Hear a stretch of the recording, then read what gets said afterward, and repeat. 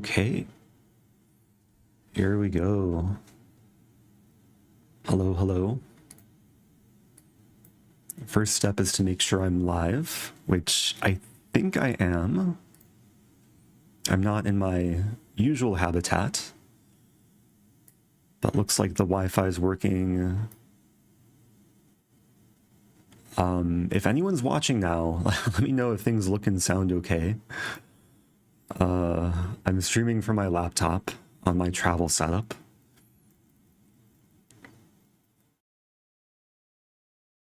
See if I can open chat. Also, happy Tuesday. It's Title Tuesday, starting in 3 minutes. During games, I won't be having chat open. Hello to Namkle, James Black, Ulysses Cruz. Twitch chat is way more active than YouTube chat. Okay, I see the first person in YouTube chat. Freedom Hulupo. Welcome, welcome. Audio sounds a little bit different, but totally passable. Okay. Yeah, there's a slightly loud, like, air conditioning whirring in the background. So I applied some noise filters, noise suppression, some noise gate, compressor. But yeah, hopefully it sounds okay using the Elgato Wave 3 microphone.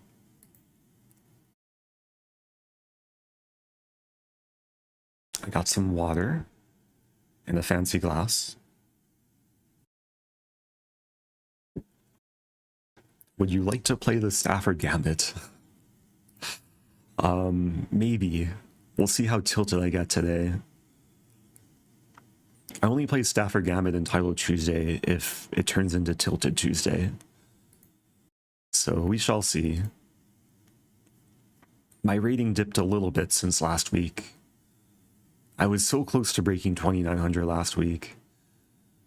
And then I kind of downward spiraled. I'm staying above 2,800. And at this rating, if I win my first game, I might play like a very big name in the second game.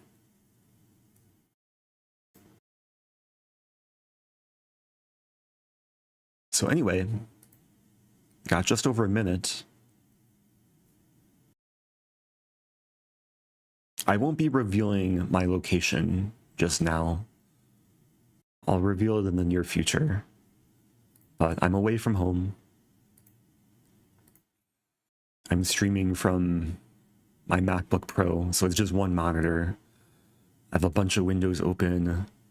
I have OBS, the chats, my stream dashboard, Proctor, of course. I have the second, or I have my webcam, but also the second camera off to the side. I have the widget app. Make sure it's working. Yeah, this is my dream, but probably just an unrealistic dream. Welcome back to Four-Way Fork. Happy 2 years.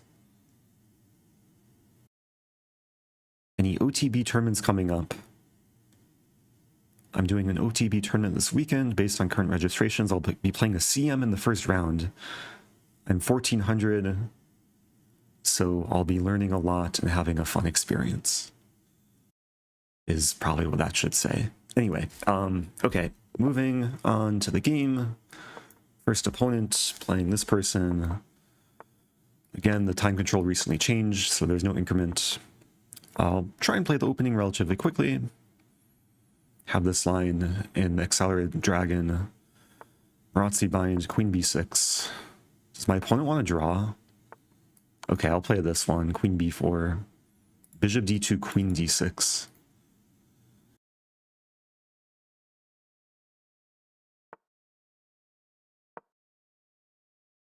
I think this is like the best way for Black to avoid repetition. It does look ugly, but what to do? I don't really remember much theory here. Knight f6 looks natural. a6 also... I don't want to play a6 if I don't have to, though. I mean, White might try and pawn storm me. F4 might be a critical line. Preparing e5. I'll probably play queen b8, allow e5, and then like knight g8 and go for d6. Looks a little bit passive, but maybe it's okay. It is awkward, though, having the queen on d6.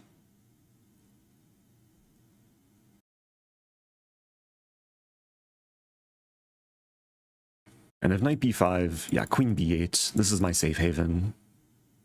d6, a6. Castle? I think queen b8 immediately? Actually not sure.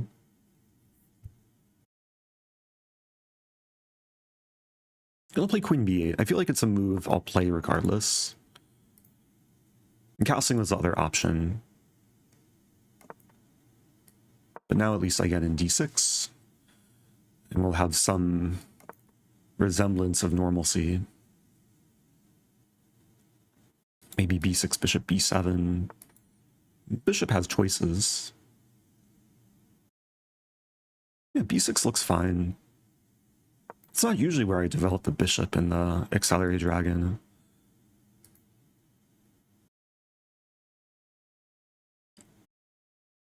But I'll try and apply pressure on the diagonal. I have the double fianchetto, also known as the chopsticks, which I think is a slightly informal term.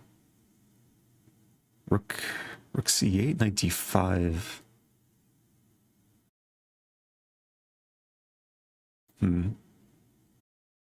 There's also knight b4, queen b1. Not sure what to do here.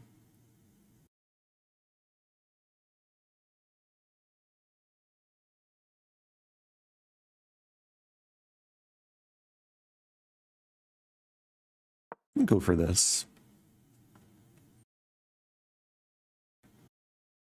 The queen probably wants to get to f8.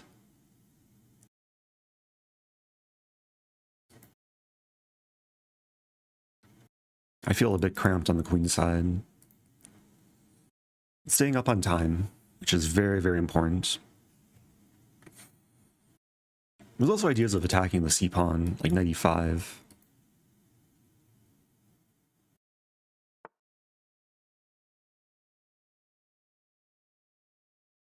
I still have knight b4.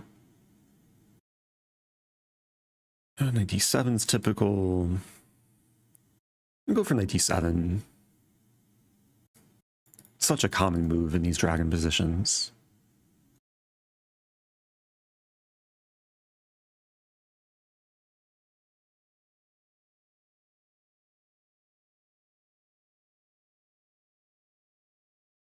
I think my strategy is just to keep the position tense and just drain my opponent of time. Knight c5.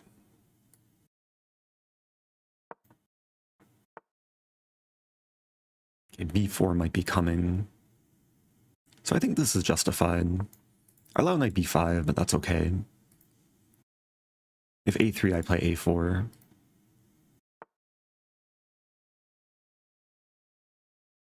There's knight d4 here.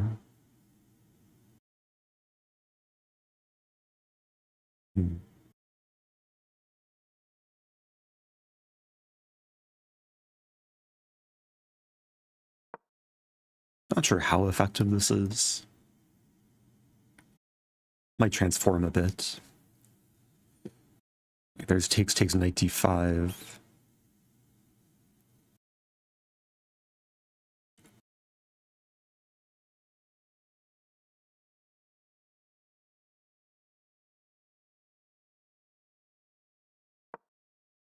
Yeah, knight d5, queen b7. And it's really the point of bishop c6. Eventually create the battery. And this is not an outpost. Like, eventually e6. Kick away the knight.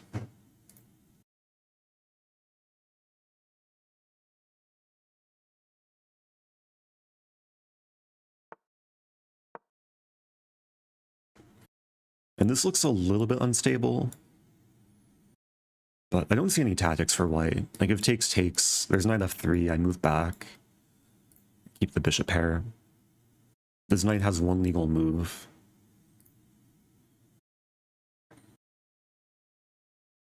And e6 is on tap.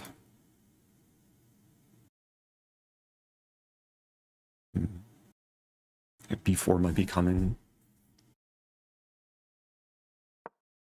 It still looks fine.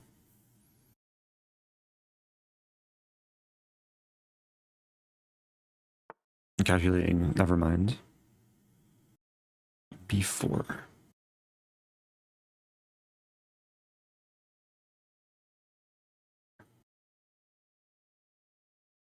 And queen e7.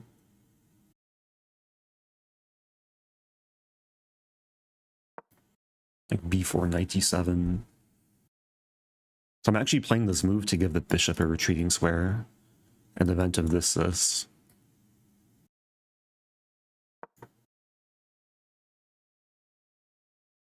I'm keeping tension.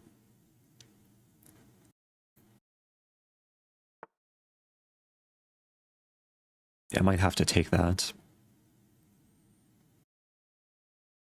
Oh, is there a tactic? Bishop a4 ideas? Oh, it's close. Look at this. Take rook a1. White might have to take now bishop a4. Am I trapping the queen? Knight e5 coming?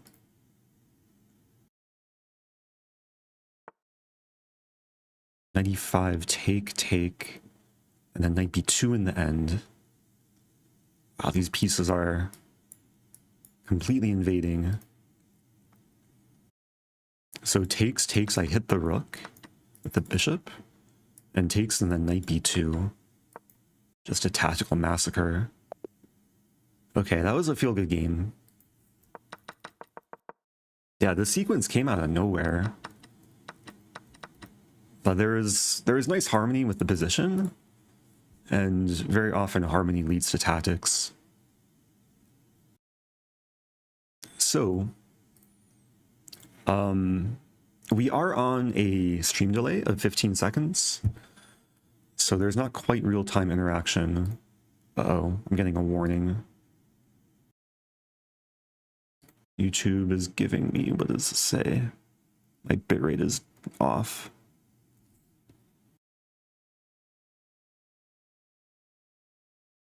Okay, let me know if the stream quality is fine.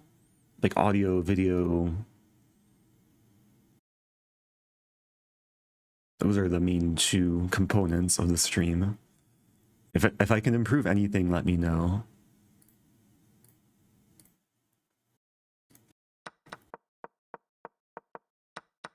At least the chess was nice.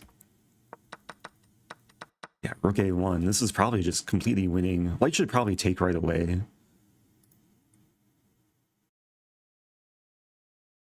It's not actually completely winning, but yeah, black's much better getting a queen for rook and bishop.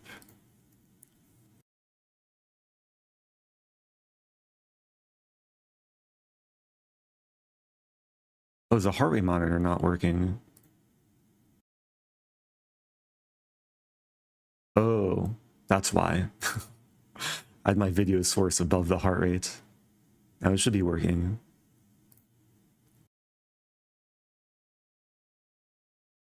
Oh, thank you for the super chat. Nishu, welcome back. Oh yeah, I have to fix the layout a little bit. Alerts go above this. Nishu is the architect of the beautiful widget, which I'm using to track my score. Oh, any brilliant moves? Actually, I don't think... let's do game review real quick. We'll just check my brilliant moves and blunders. No brilliant moves. One blunder from my opponent, queen b3. Okay. So the counters will stay at 0.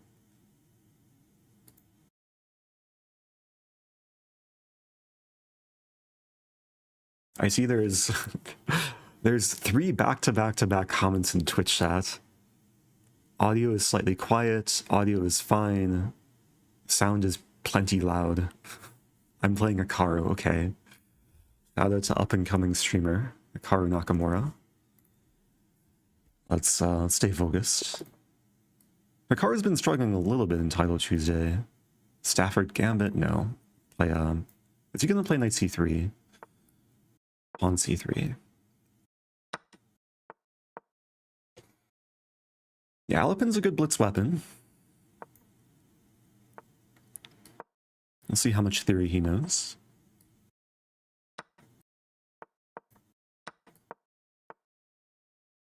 Bishop d3. Interesting. Looked like a pre-move. Bishop d7.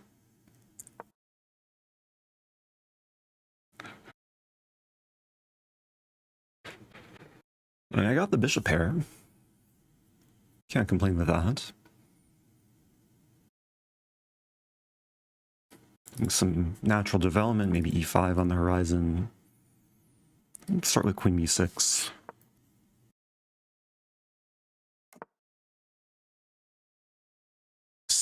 Actually, do I want to castle queenside? Roxia king b1.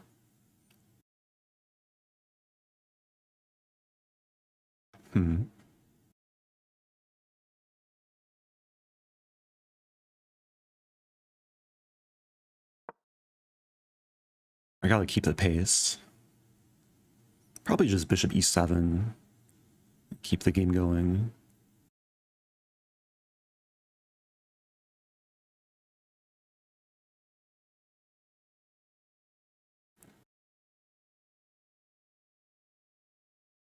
Some knight b5 annoyance. I don't think it's good though. I might have knight b4 there.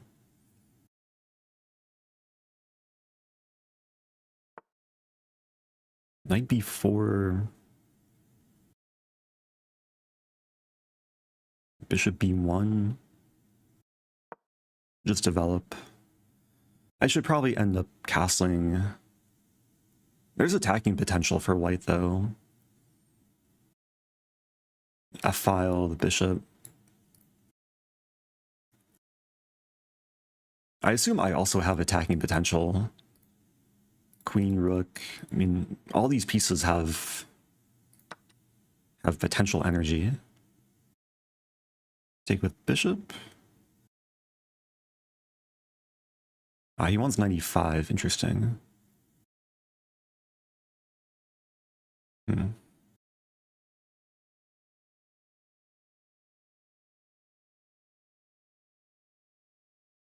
There's a funny line. Take 95, rook c3. Take, check, king d2, check. I win the knight. Oh, it's so it's probably not good. There's bishop e5.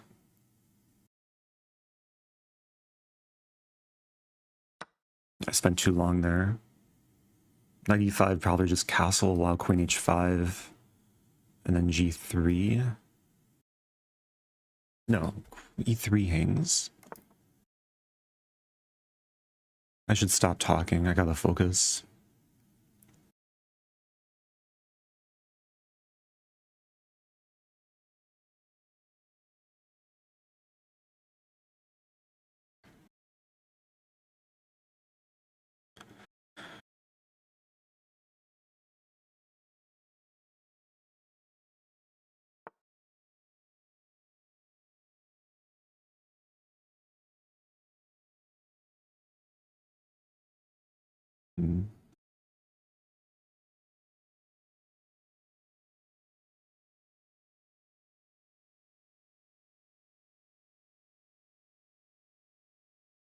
It's slightly annoying.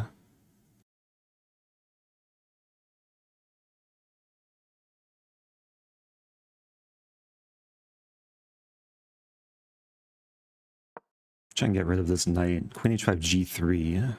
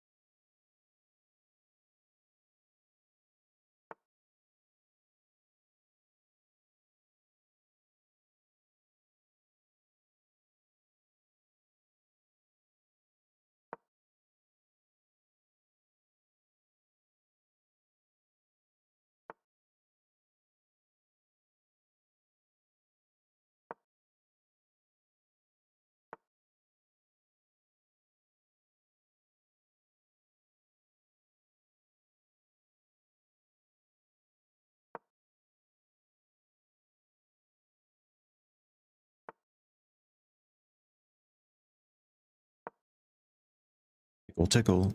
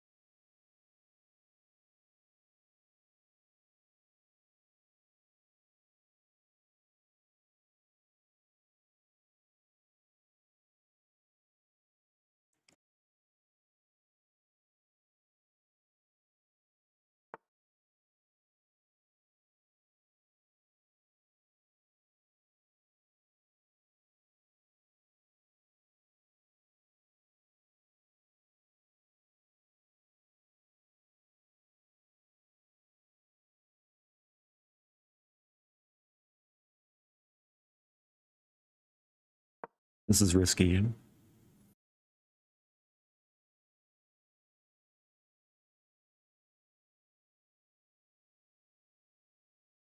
But my pawns should be on light squares.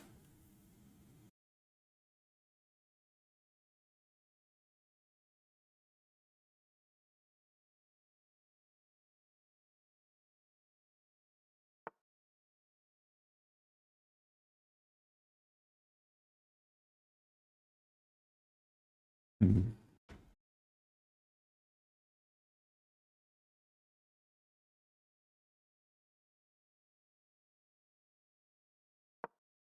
Going after e3.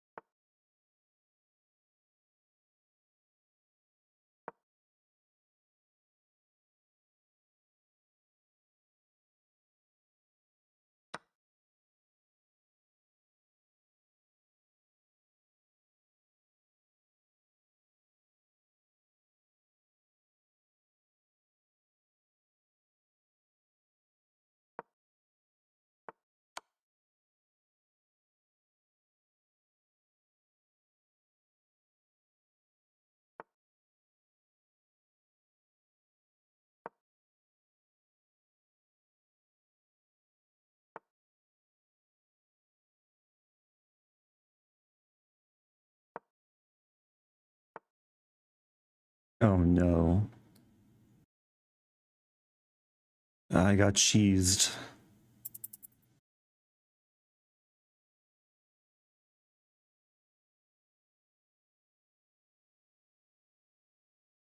I'm just losing.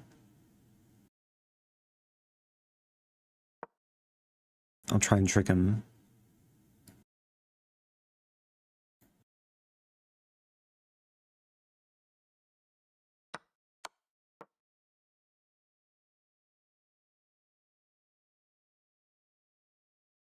Will he see the long distance queen move?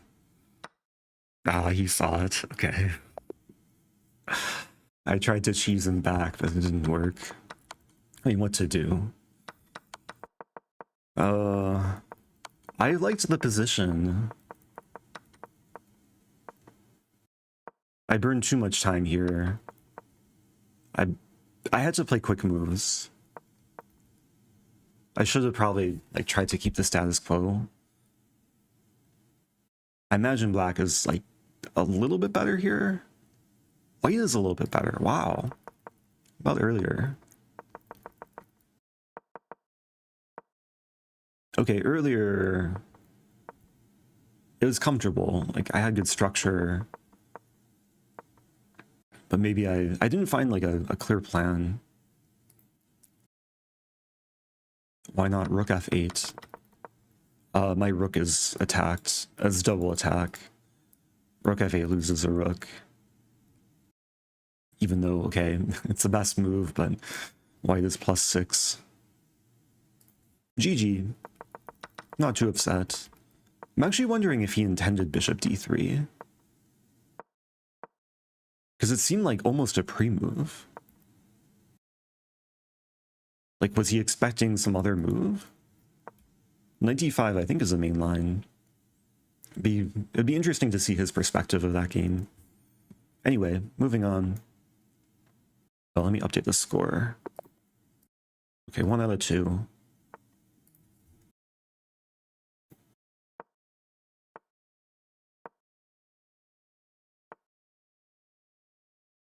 Bishop e7. Play knight d2.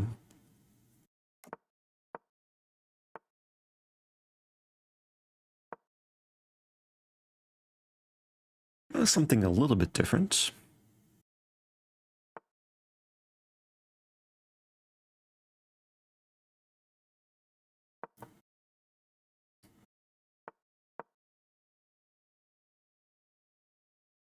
I usually play this idea from a different move order when black plays b6 sooner. But I think it's playable here.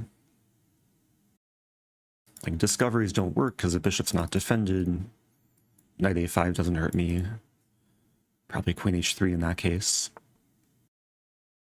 Oh. Maybe this... Yeah, this hurts me a little bit. I got complacent. Can I take on h7? No, that's not good. I have to play queen e2 or take the bishop.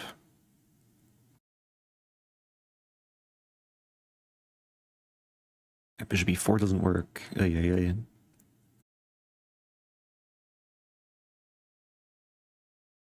I'll play queen e2. Oops. Black is probably going to win a pawn. And I'll get some open g file.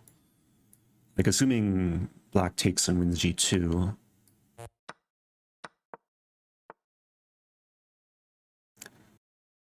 Let's start with h5. Hikaru taught me this move from the last game. Nice attacking move. In this case, it prevents knight h5. Keeps ideas of pushing the pawn. Castle. I'm not sure how I want to develop... Ooh. Oh, wow, that's so strong. I'm in more trouble. I'm getting fort. Rook g2's off limits. Have to play knight f3.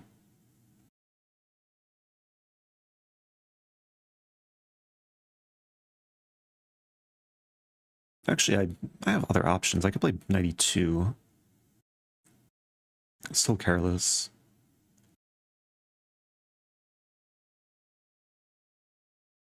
Yeah, it's the issue with like playing Hikaru and then there's so much adrenaline from the previous game. I can't make excuses.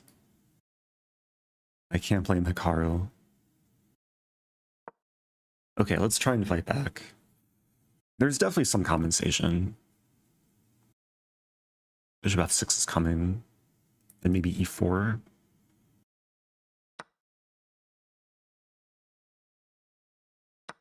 The c file doesn't scare me. f5.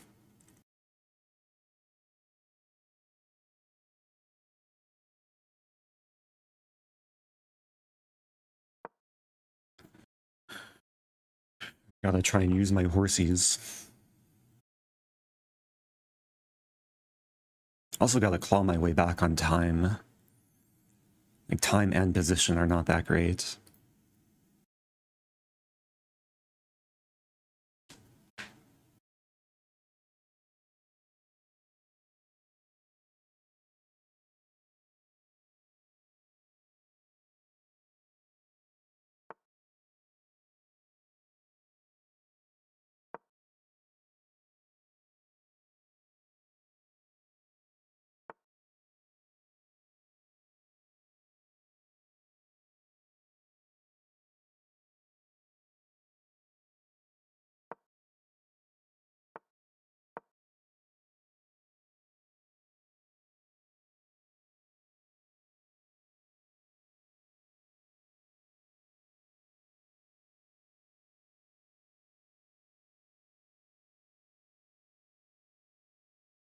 Some pressure.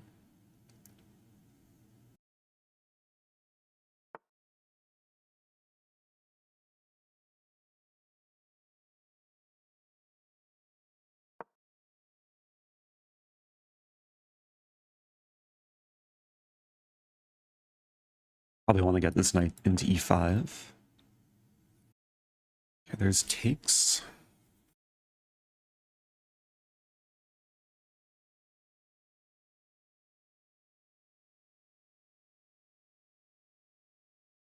Hmm.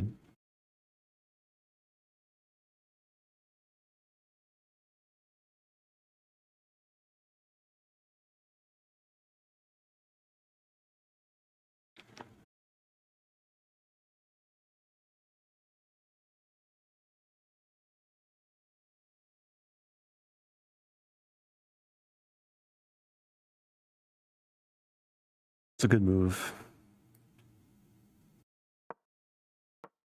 I didn't see what else to do. To be honest, I was not even calculating bishop d6 until like moments before I played it.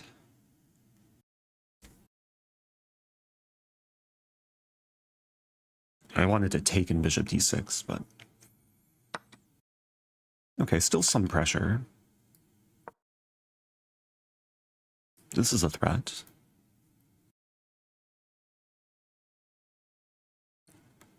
Okay, queen h4 is off limits. That's a fork. Is this the beginning of comeback time?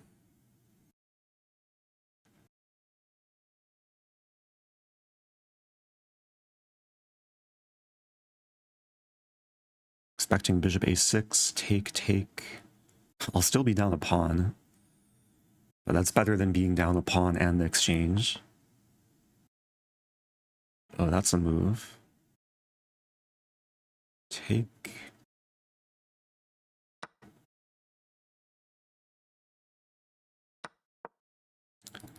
Running the fork again. This doesn't work because I check, take, and defend c1.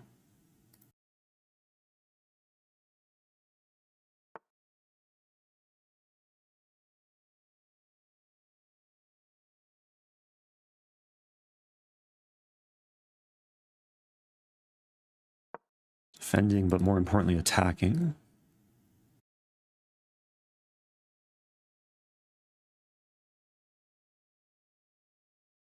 Queen f6, I'm calculating queen b8. Cut off the 8th rank and then prepare knight e5. Wow. En passant.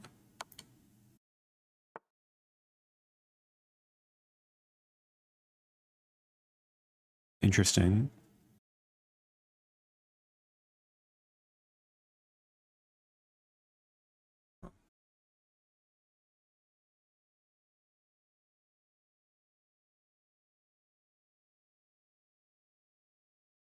Queen c8.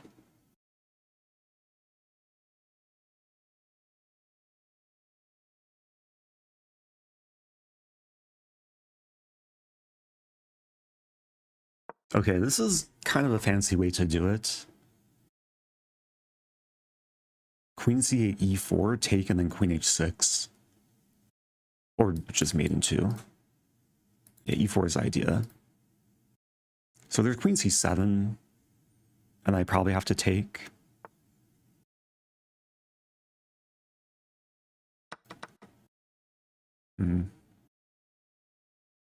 Still slightly annoying. Enabling this move, knight d4. So rook c2, it's a fork.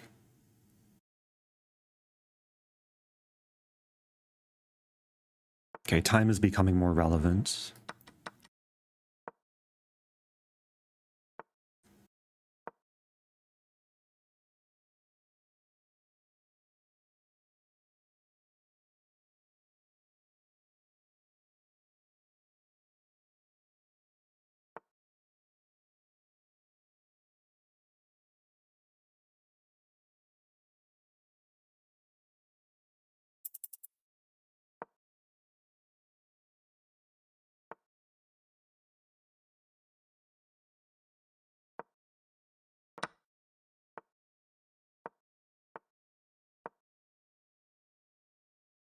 Oops.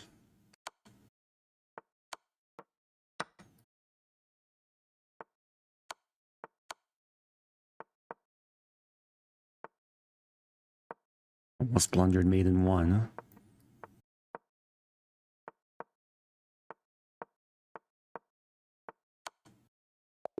Okay, messy game. But that's how to fight back. It's so important, like after you blunder, you just try and not get too emotional and keep chances in the position.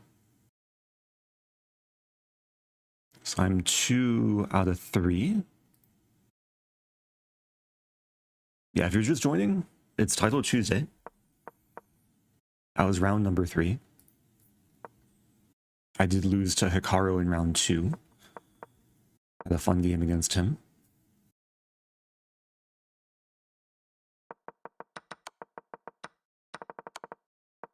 Yeah, there were a lot of moments in this game. My knight almost got trapped. Like bishop d5 maybe is better. And then here, black had rook f1. Black is probably much better with the outside passer. But then allowed this.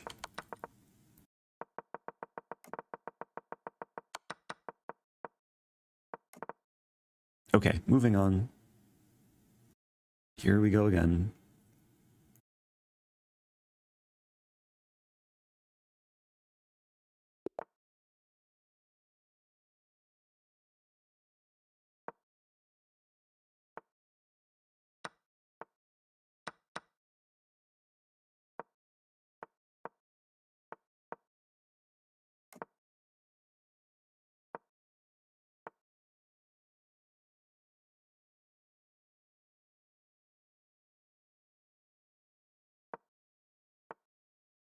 I feel like I had this position in Iceland.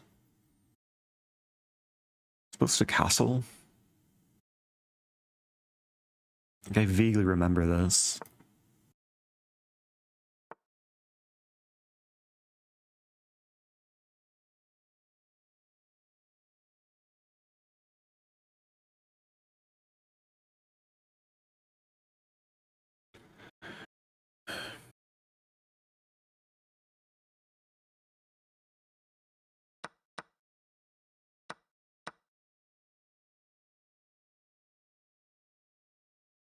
F6. Opponent seems very well prepared.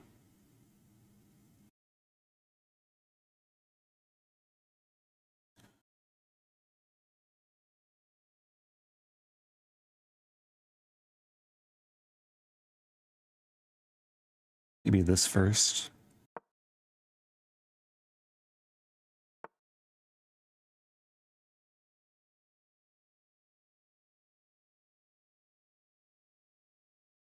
Oh yeah, there's this f5 idea.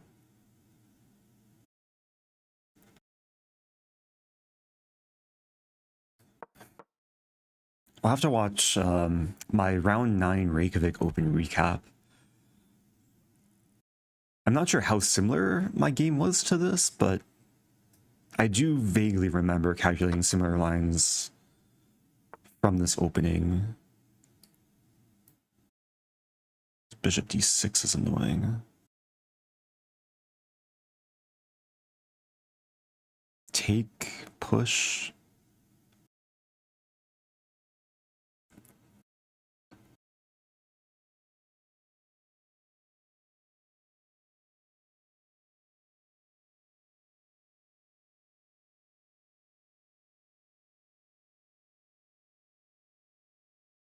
I'm burning so much time too.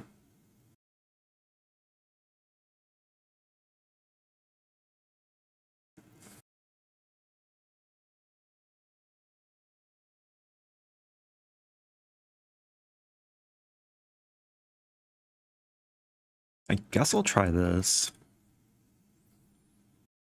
Looks questionable. Calculating takes, bishop h4, knight e6. And bishop h4 immediately. So now rook f8. Now bishop g4 is some threat.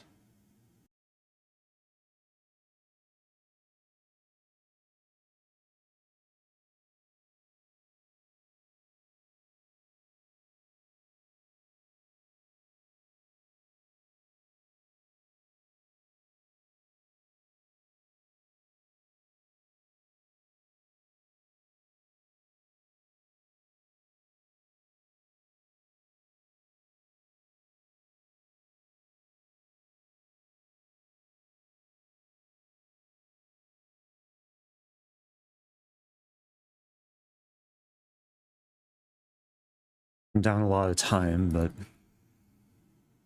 a super interesting position.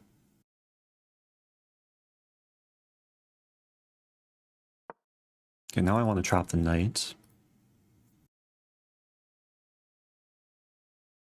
And bishop f5 is probably the main threat.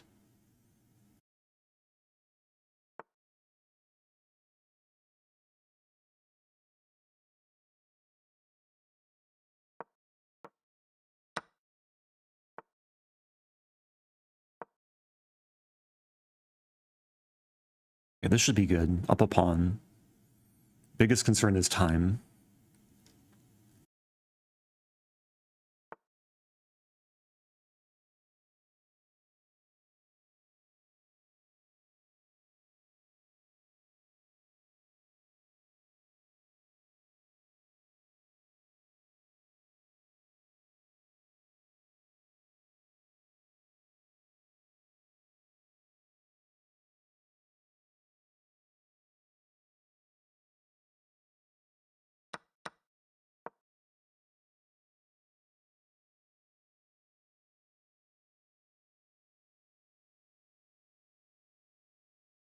Knight d5 is annoying.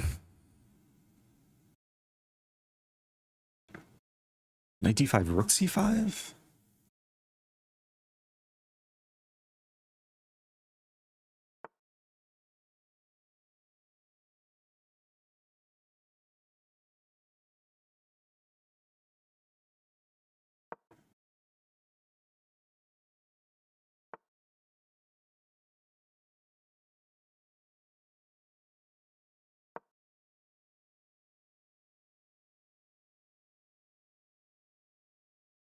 These knights are tricky. Layla's threatening this. Some g6 idea coming. What?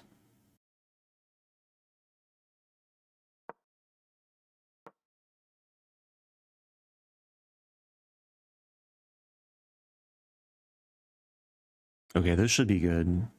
Takes 6, rook e7, king f6. Takes 6, knight h4, rook d2.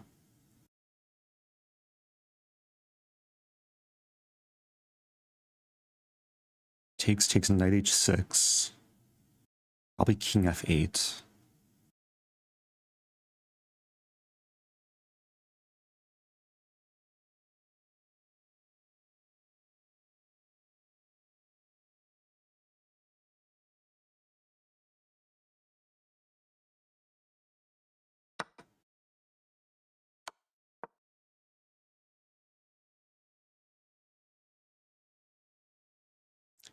Rook e4, rook d2, take king g7.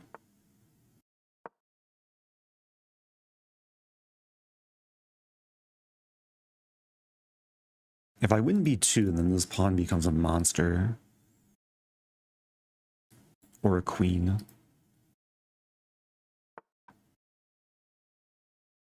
Push.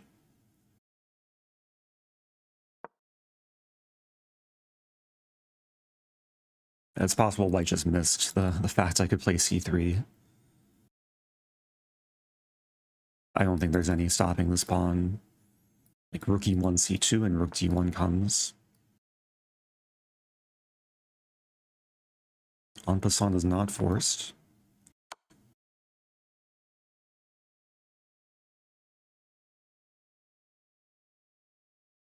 Just this.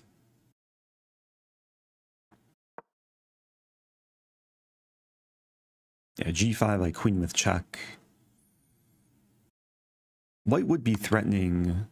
Wait, what? I have this. Okay, that scared me for a moment. Checkmate. Okay. White would be threatening forced mates if they played g5. And let's say I mouse slip under promote to a knight, then check here, mate. But thankfully that did not happen. So, interesting game. That brings us to the first break of the tournament. There is a 6-minute break after round 4. Welcome to everyone tuning into live stream across Twitch and YouTube. I see the comment from Expelivo, who just watched Rosen video on YouTube. And now you log on to Twitch. It's funny, if you're just watching on YouTube, you're probably more likely to find the live stream on YouTube than Twitch, but I still appreciate it. Speaking of YouTube, I do want to try and dig up this round 9 Reykjavik Open recap. This will take a moment for me.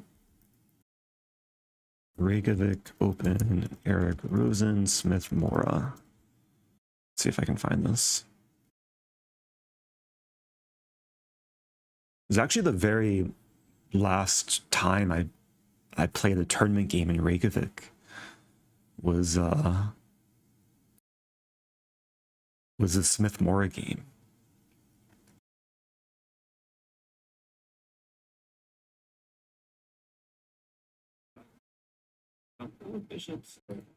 Okay, bear with me. I'm trying to figure out how to do this.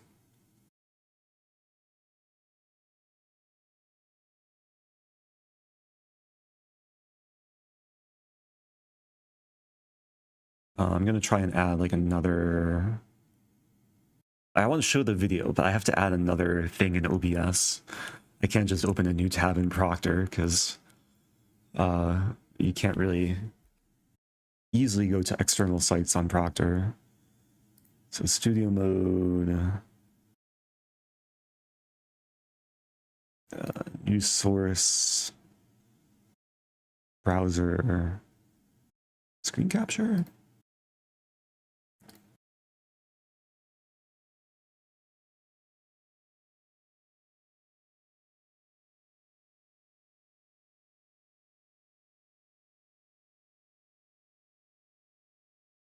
Transition, actually.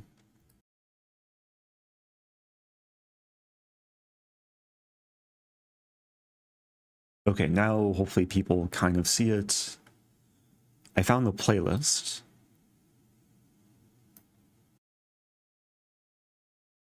I have so many windows open right now. Oh dear.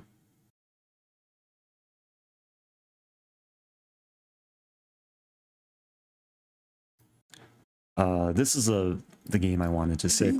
Counterattacking the bishop.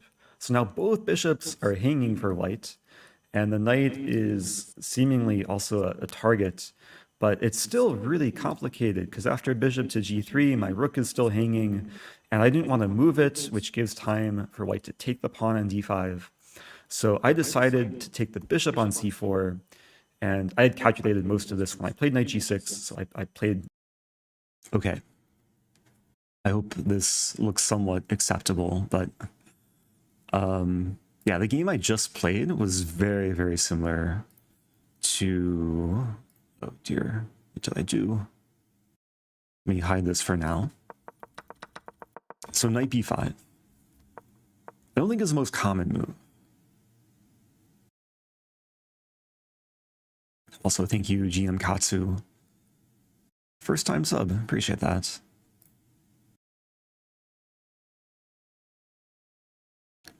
So let me find this place in the video. And let's just see what happened like in my Reykjavik game. Because my opponent surprised me pretty early on. After castling, I played knight e7, and in this position, I was prepared for basically 3 different moves. I was prepared for the mainline queen c2, which Molten recommends in his YouTube video. I was also prepared for queen e2, which is the most common move. And I was also prepared for knight to d5. Sorry, I'm realizing there's an echo. This is a challenge of streaming from my laptop with no headphones. And one... Also, bear with me. Let me make sure I'm not missing the next round. Oh dear. What did I do?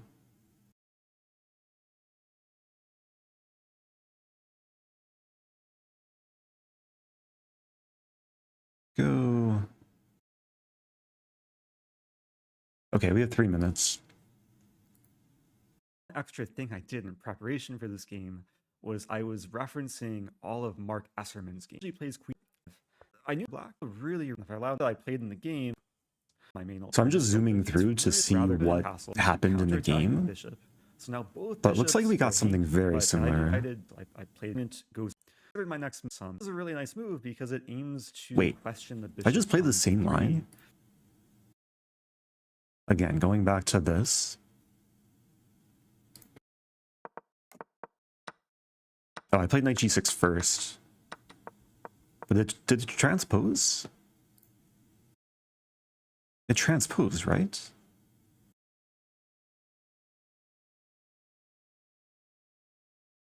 Yeah, it's direct transposition. Oh, that's crazy. I played f5 because I just like remembered it was an idea. It's not the most obvious move to consider. So what happened? And bishop dropping the first being down. Here my click up to 50 because I get it and shake as a thing on f1 looks turned out this showing briefly with the engine after. Okay, so we kind of deviated away from the over the board game. Looks like here, yeah, a3 was not played, rook d1 was played, check with engine, and black's actually better here. Okay, I feel good about this.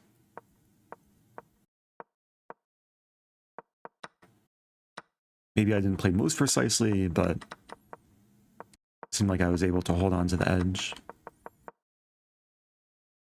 Okay. Yeah, people want to watch the video. I'll leave a link in chat. In the video, I go into way more analysis about the lines.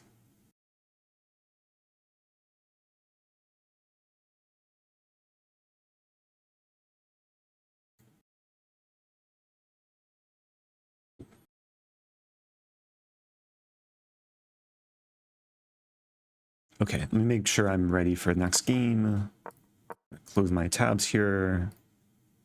We got about 30 seconds.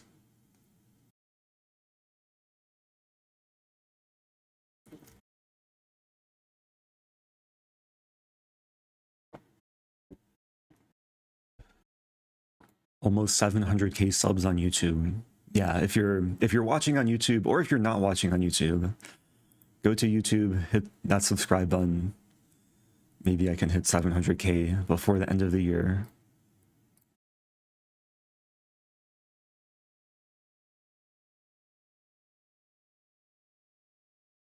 Okay. Playing Aryan Tari. I actually played Aryan OTB Bullets about a month or two ago. We had some crazy games.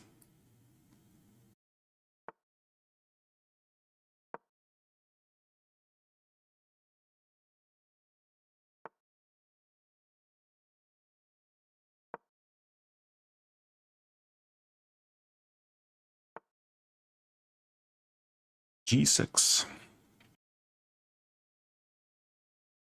I think just H3 immediately.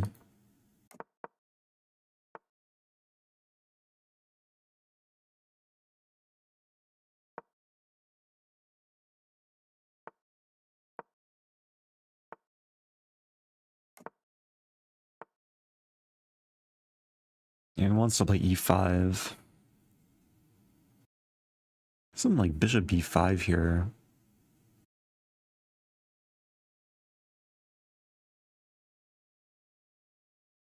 Bishop G3 also looks okay.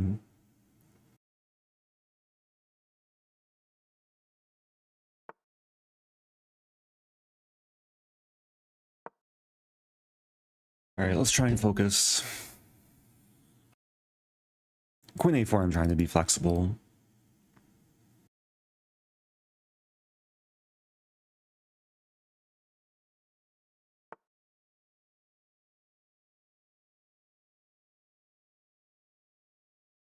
B5 may be coming.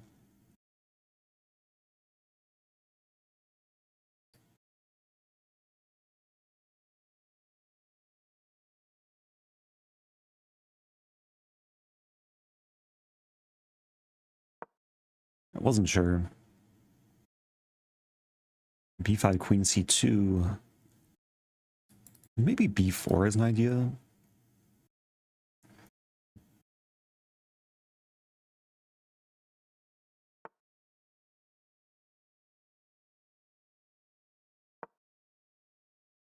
And just putting the rooks in the center. Sometimes when there's no open files, you want to put your rooks on the files which are at some point likely to open. There are potential pawn breaks or pawn trades.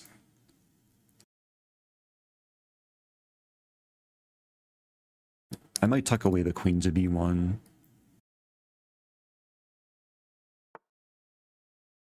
Okay.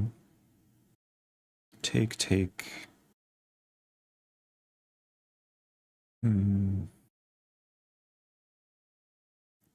Feel like I have to take.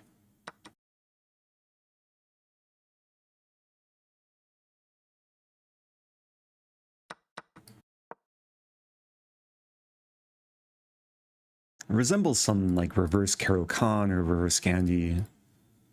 Very often you get the structure with pawns controlling the center like this.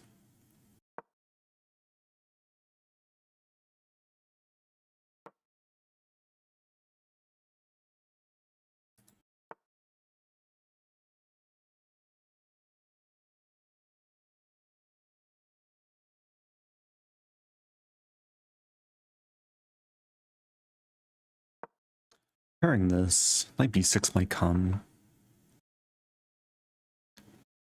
Take.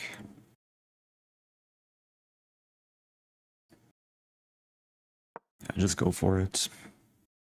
d4 might be coming. d4 is very committal though.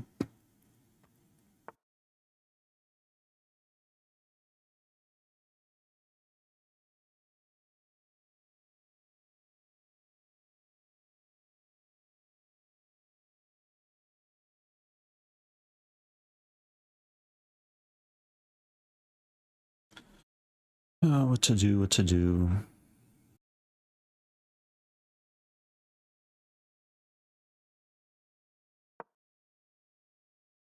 Takes rook d6.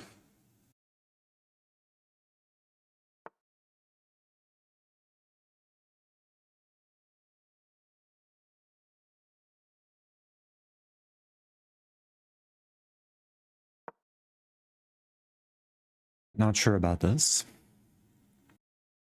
A lot of tension here. Pawn tension, rook tension, bishop tension.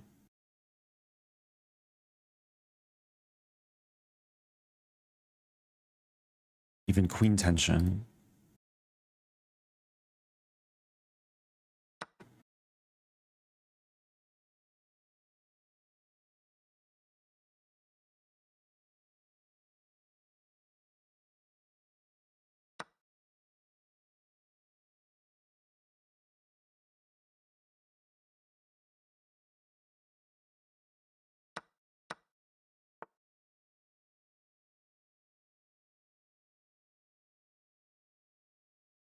A bit unpleasant.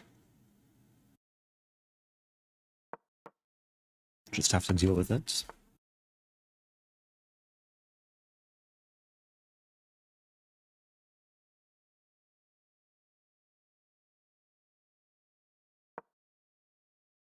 Defending. Might be preparing bishop f3. I want to trade lights for bishops because pawn situation.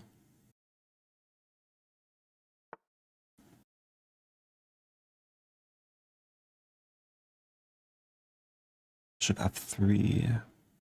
Doesn't work. Take.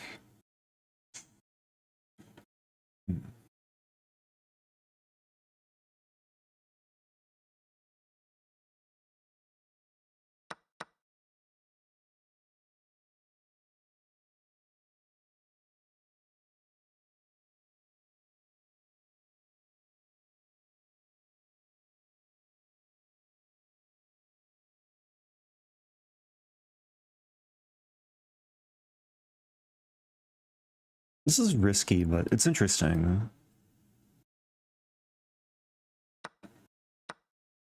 So it takes queen e5, probably. And the c-pawn's loose. I get a lot of activity. The downside is my structure is a bit ruined. I have a pawn archipelago.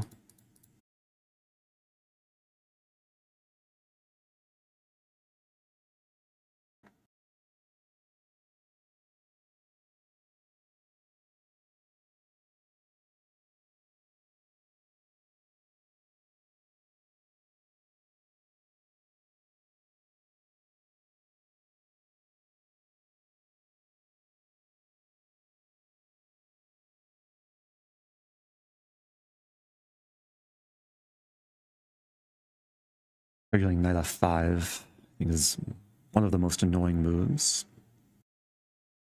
And maybe king h, never mind.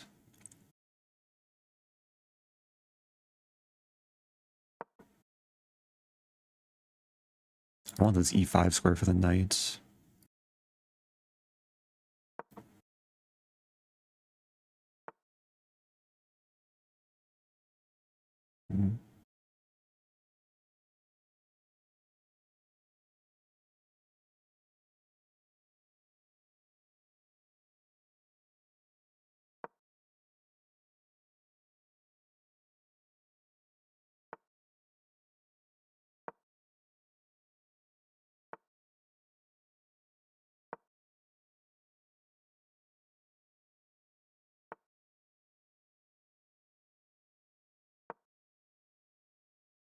Not sure about this. Queen d2, I have to trade queens.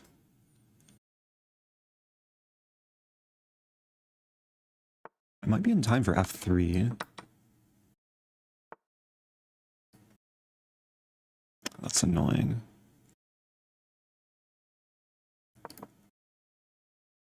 Not looking great.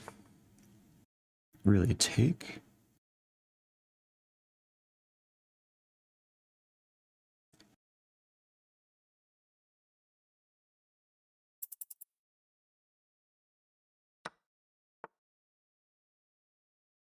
Hmm.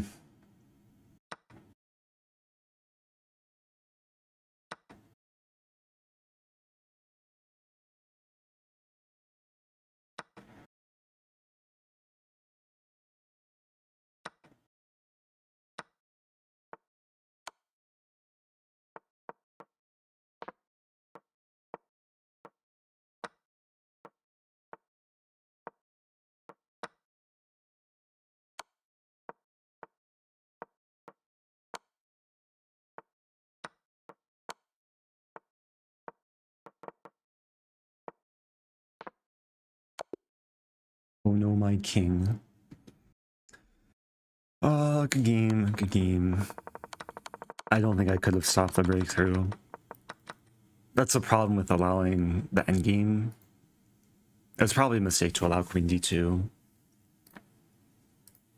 Good fight, though.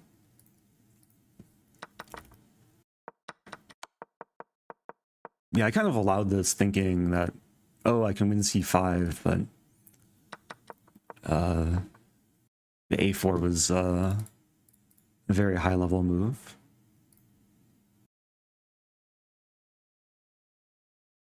Thank you, Rasikal, for the bits. Also, thank you to everyone who I did not acknowledge. Zero Space Chess with the Prime sub. If you're just joining, it's Title Tuesday. That was round 4 or 5? 5. I'm 3 out of 5. I've lost 2 games. Round 2, I lost to Hikaru. Just lost to Aryan Tari. Oh, I've been forgetting to update the brilliant moves and blunders. Maybe I can do that towards the end.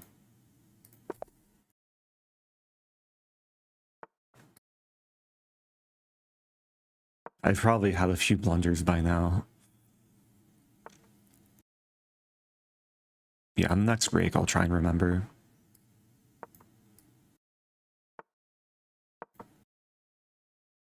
I'm playing a Colin Federer, who is maybe a distant relative of Roger Federer from Switzerland. Have we played before? We have not, at least online.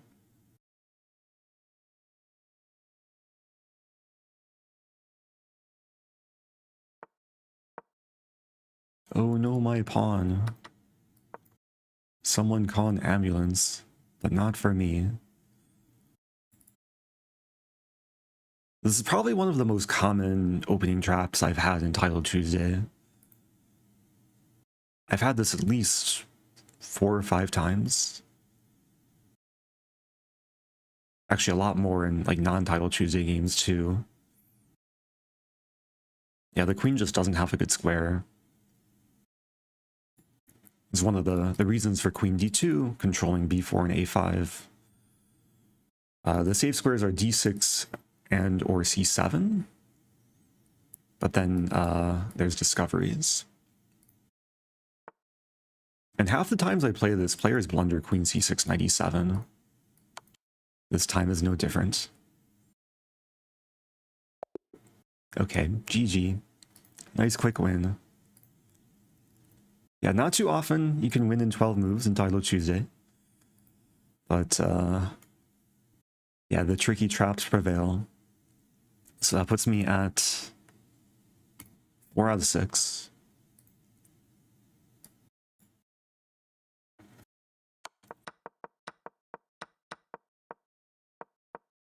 Yeah, the best move here for black is bishop e6, which I've only encountered a few times. Like, there's a few players that have, I think, just prepared this line against me. Engine says, like, black's slightly better, but it's still playable. I think I usually play bishop d3. Bishop e2 may be slightly more accurate.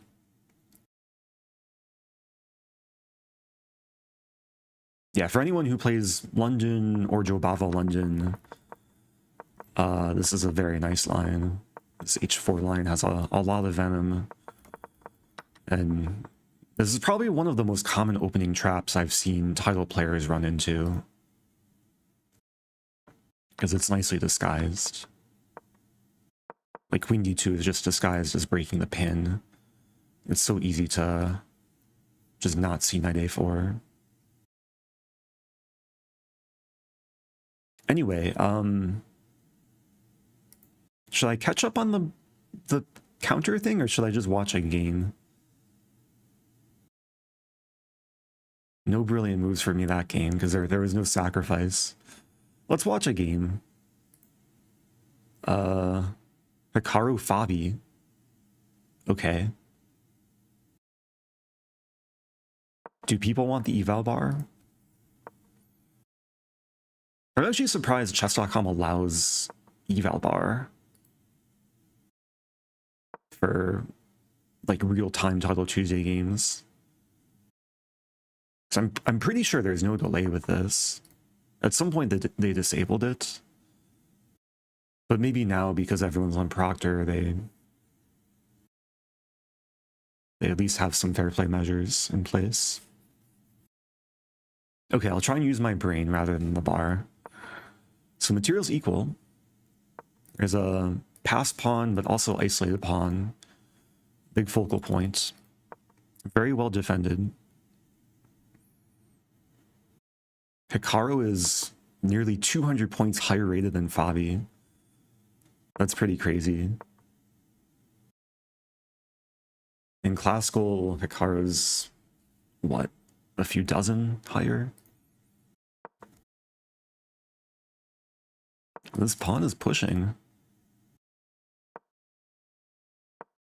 With bishops of the same color, both sides want their pawns on light squares. So the pawn on d3, even though it's more extended, it better complements the dark sword bishop. But long term, like, if white maybe trades off a pair of rooks and blockades, this pawn could be weak.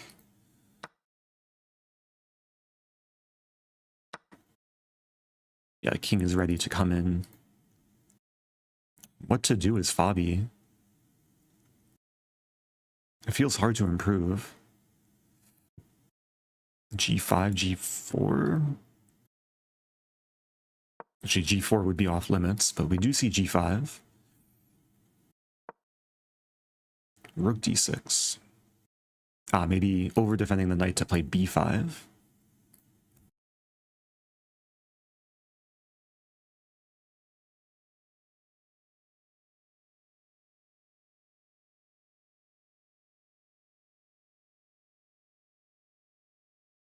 Oh, thank you, Planter Ray. Happy 17 months.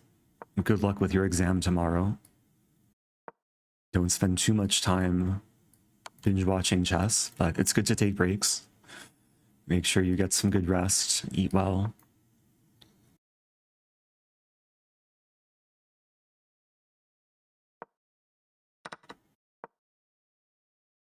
Okay. I looked away for a moment. Rooks got traded somehow. But it looks like Hikaru is going to win the pawn and then be up a pawn. But anything can happen. Like, with no increment, I'd probably put my money on Hikaru. Maybe 50-50 Hikaru winning or it being a draw. Oh, but Fabi winning a pawn. Okay, this is still a 3-result game, except if Hikaru wins this pawn, yeah, he's still in control. A4.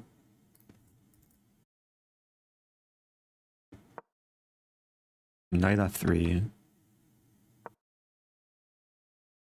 So nice outpost. This could come down to bishop knight mate. Could come down to a dirty flag. Threatening the king fork with the minor pieces. Oh, there goes another pawn. Oh no, my Fabiano. But black has more space.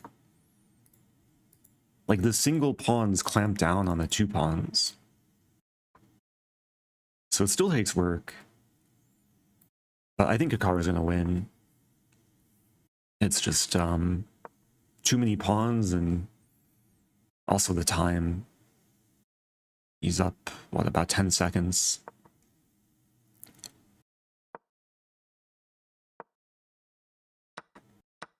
So en passant, so finally a pass pawn. The knight is finding a happy place. Fabiano offering a bishop trade. But if takes, there's some knight action.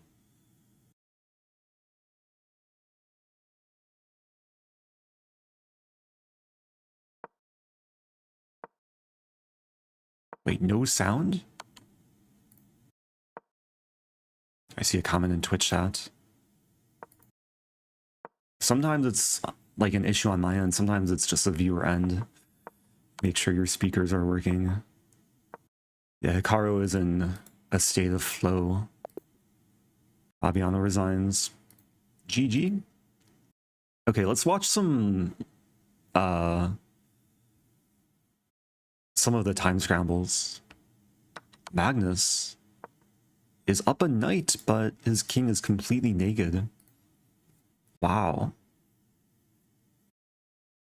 White is maybe playing for a win. Rook g3? No, actually Magnus, if he can escape with the king, he should be winning. Also, yeah, white's gonna probably flag. Unless... well, the rook's defended. But now it's not! The king's on c6 blocking the queen. So Magnus has a worse position.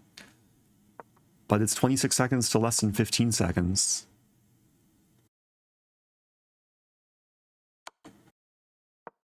Wow, c7 can't be defended, so king d5. Magnus wins king of the hill. Trying to hug his king with the knight and pawns. It's not easy to checkmate the king. Yeah, this is where we see like chess as an esport. All about mouse speed, reaction time. White is coming back on time. Magnus only up a second or two. White up a lot of pawns now. Got a pre-move. Rook c1.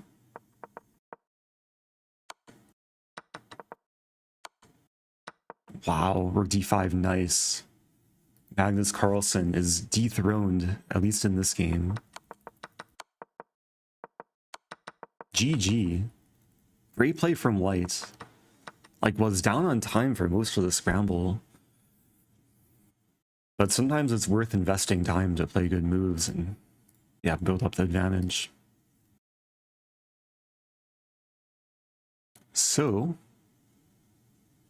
oh, playing Svane, who I think beat me last week, also streaming. Here we go. I forget the opening we played last week.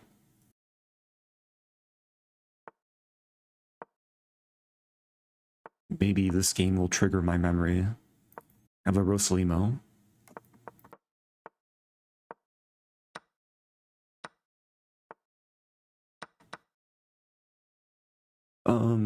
Rook c8.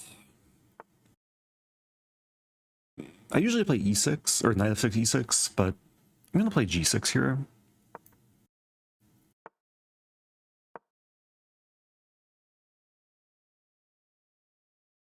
There's a very specific line I studied recently, which we might not get. It happens after bishop e3, bishop d7. b5 is hard to stop. Kind of still want to play bishop to d7, but then just rook c1. Oh, but then e5. Let's start with this.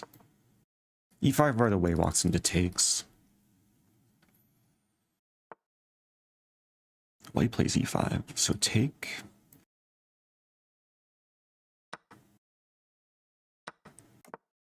Yeah, this looks okay. I have the bishop pair. Position opened up a little bit. Now maybe b5. It's actually a pawn sack. Is queen b6.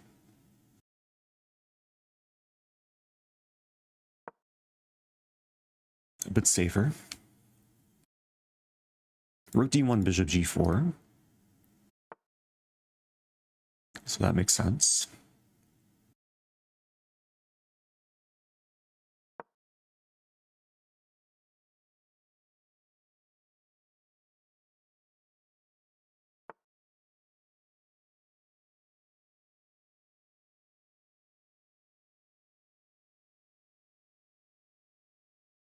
I'm not exactly sure what I want to do here. It's slightly frustrating.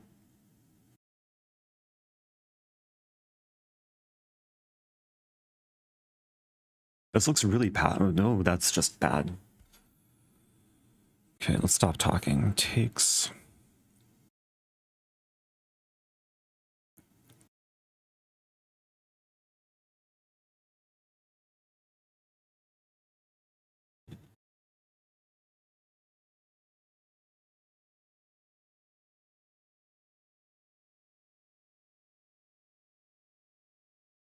Didn't see what else to do. Accepting worse structure.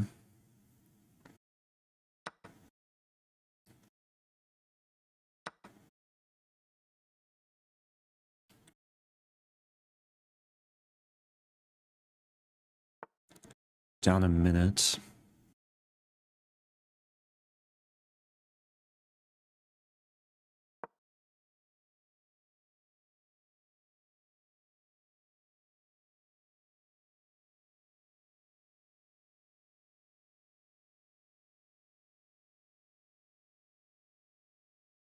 So I'm threatening to maybe take. There's pressure against the bishop and rook.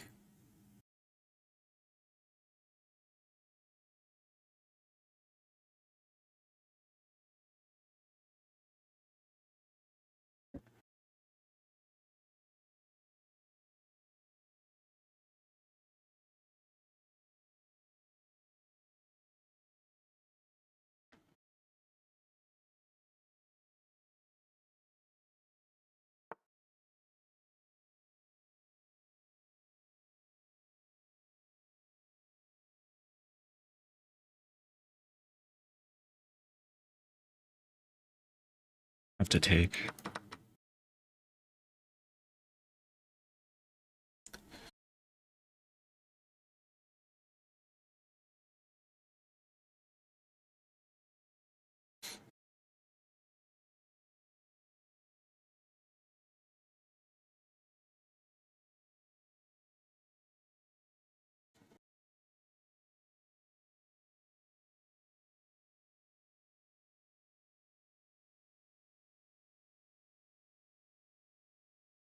I'm panicking a little bit.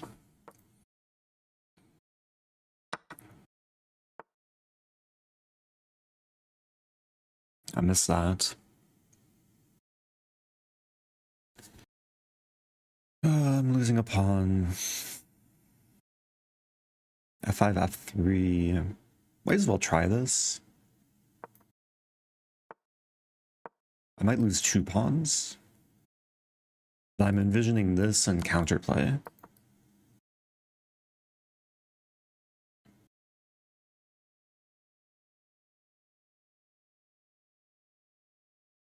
I'm down so much time.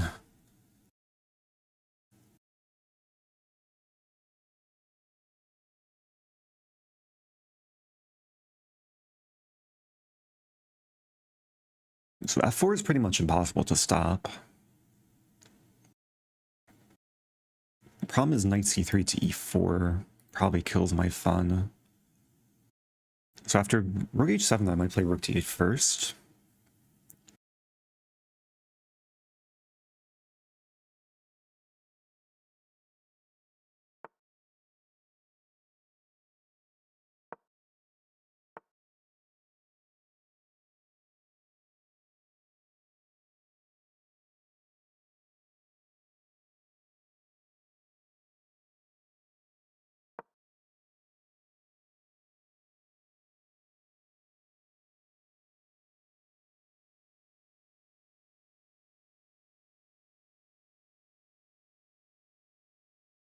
The rook and knight can coordinate in interesting ways.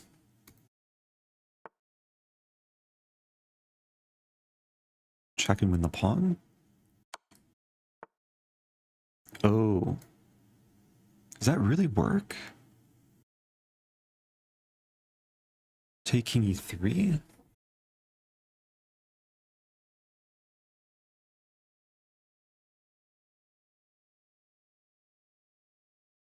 That's insane.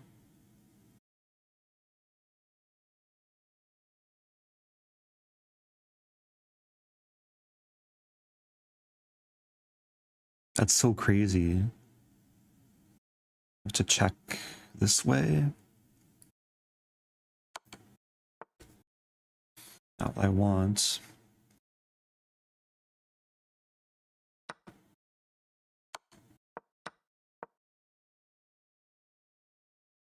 Yeah, this doesn't really do anything.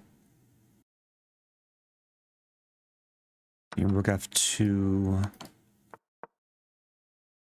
I'm not sure what I'm doing here.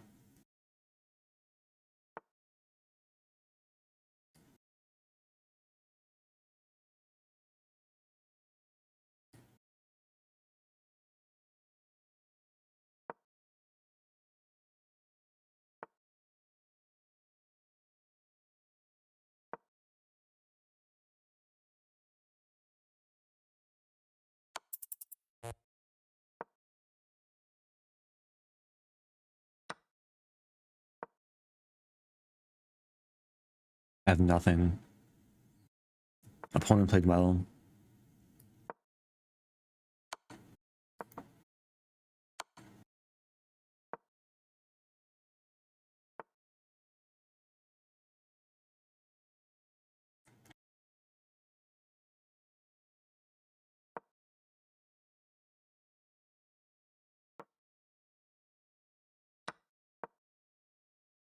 Hope and pray for stalemate.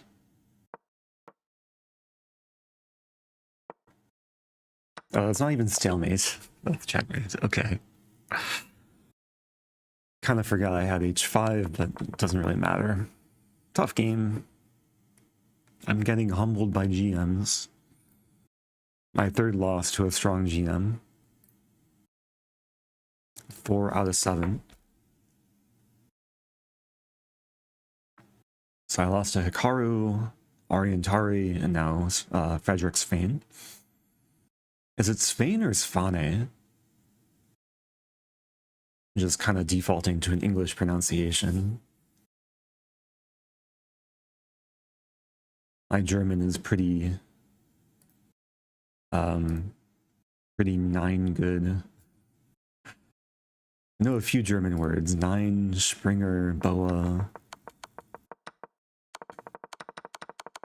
did I do wrong this game? I felt like I got ground down. Yeah, like, allow e5? Maybe this is just better for white. Like, I thought it was fine, black has a bishop pair, but the space advantage is actually kind of annoying to deal with. Best move bishop e8, which I did briefly consider. It just feels ugly. At least I didn't blunder my thing. I was about to play e6, blundering the knight. Yeah, the structure was pretty bad. I was calculating rook d7 and then king f6 here and then counterplay. But yeah, this was strong from white. Oh, but there's still some fight. Wow, it's equal. Ah, it's equal if I take on a2. But yeah, my opponent found this really nice line, getting the king to e3. Anyway, moving on. This is a very strong kid from Egypt.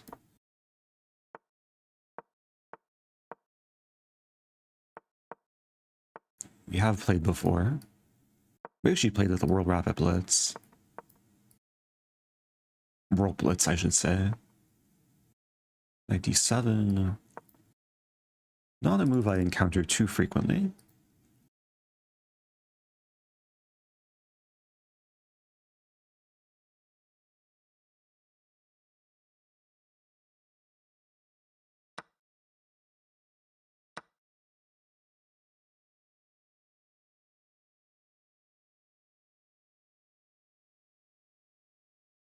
Yeah, I'm not sure which side I want to castle. Staying flexible. Bishop d3, queen g3 are typical follow-ups.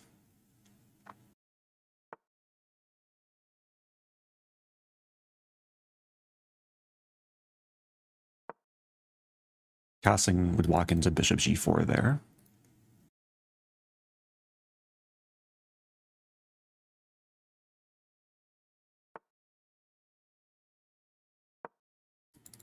f3 will come with tempo. That seems like good progress.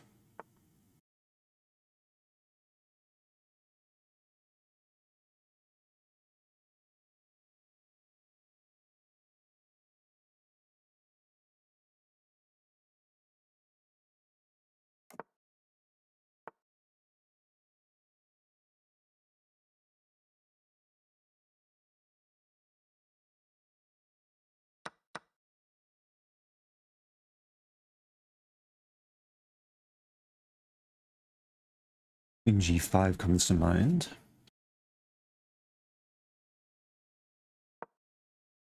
Preparing this. Queen f4 was alternative, but I didn't like queen b8 there. It's hard to remove the queen. f6 kings g6.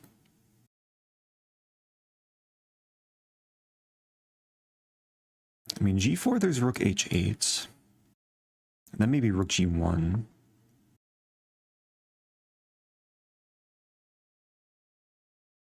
There's e4 here. Knight maneuver. Kind of like the idea of knight f4.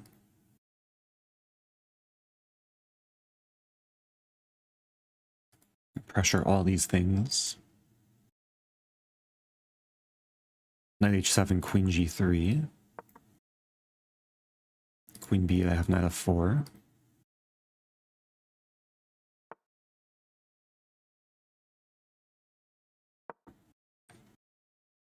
Maybe threatening to sack. Take, there's rook g8.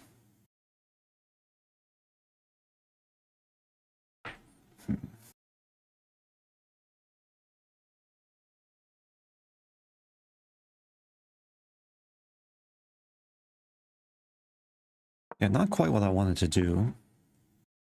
e4.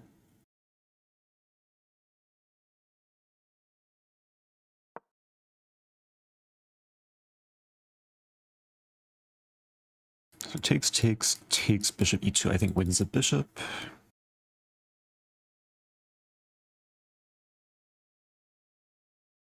E6 blunders a queen. Same thing with e5, take knight g6.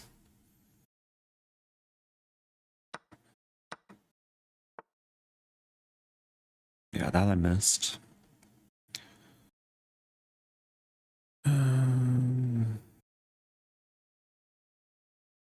So e5.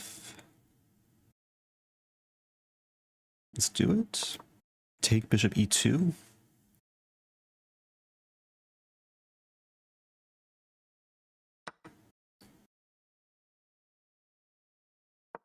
E5 pawn is not takeable because of the tactic. The queen doesn't have too many squares, has to move this way. B4, A4, C5. Oh, that way too.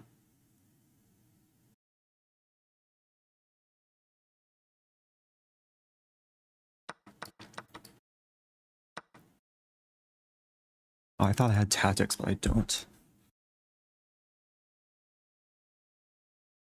H5?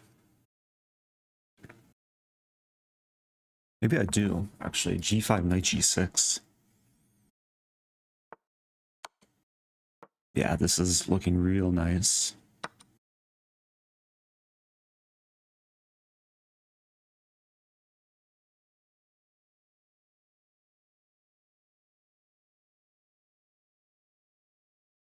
Rook H7 is guaranteed. I guess I should calculate. King G7, take. King G6, Queen H5, King F6. Let's start by taking. It's not completely over. And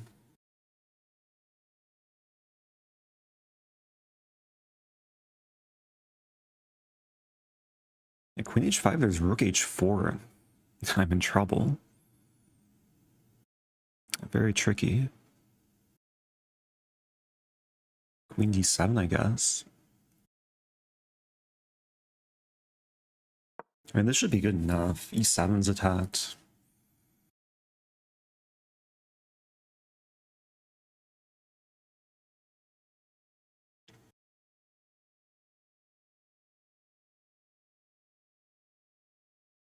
I'm not sure what to expect here. Like Queen F5, maybe?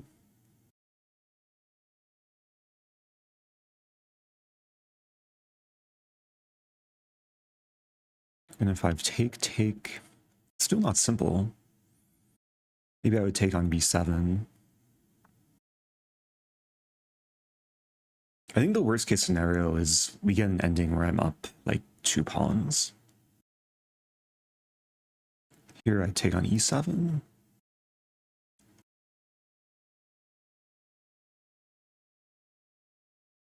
Always gotta watch out for the back rank matrix.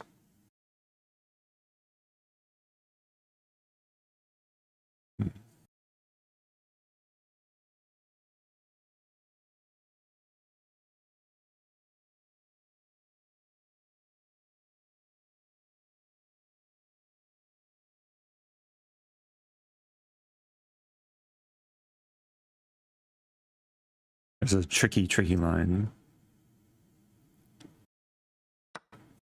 Rook F1, Rook E1. Threatening mate. Okay.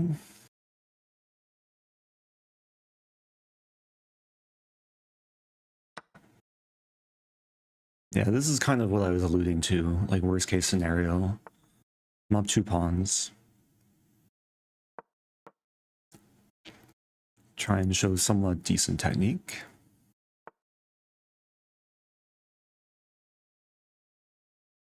That's a move.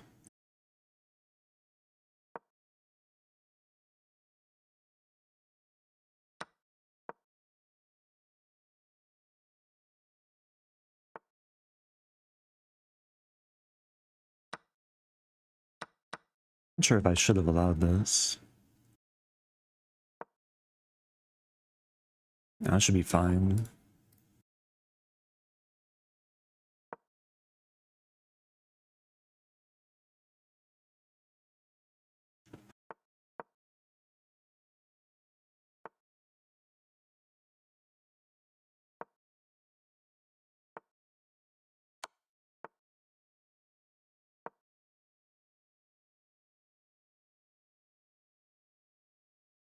Or G7.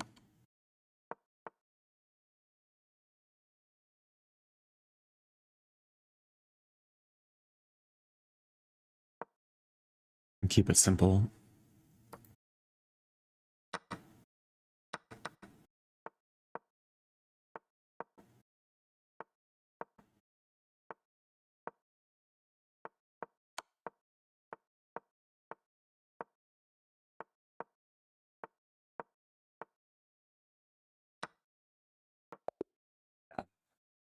I was kind of waiting for this rook move, but even if I blunder my rook, it's still winning. Okay, got the job done. Felt like a decent quality game on my part. Maybe I could have won more quickly.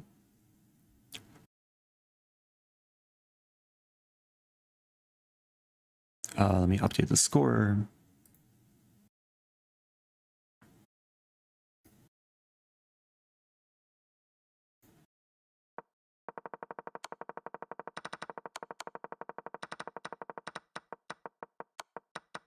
Yeah, I'm curious if I missed anything. Knight G6 was nice, though.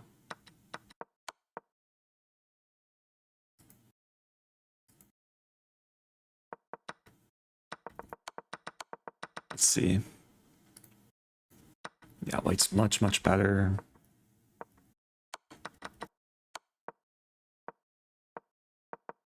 Okay, Queen H3, best move. Yeah, Queen H5 at first looks attractive, but then Rook H4. White's still okay, but yeah, let's see, what did I miss here? G7. To be honest, I didn't even consider G7.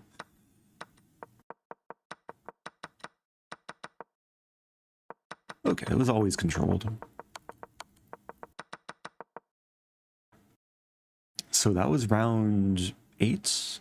I'm 5 out of 8. We do have another break.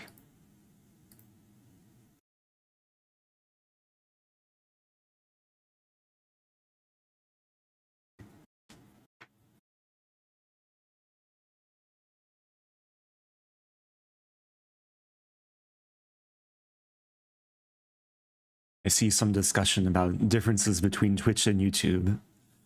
Yeah, one of the reasons I started multi-streaming is so people can choose what platform they want to watch on. But also because YouTube archives the footage, and Twitch deletes VODs.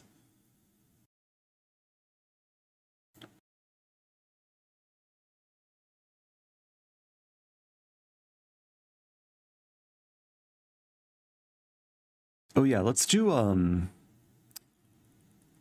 a rundown of like blunders and everything. Because we are on break. Maybe I can start with, let me close out of my thing.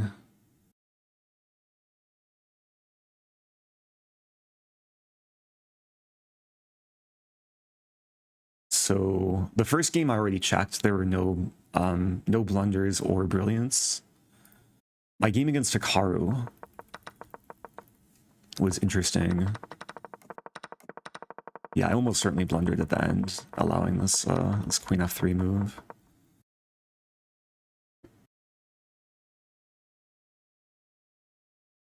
Sometimes chess.com will call it a miss, but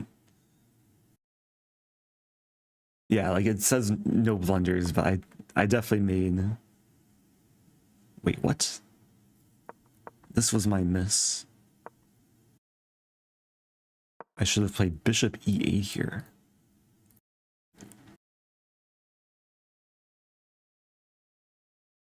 Okay.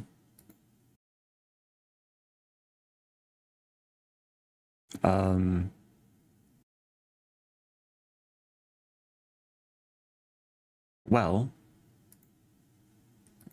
was B5 not a blunder? No, B5 is a huge blunder. So what does chess.com categorize B5 as?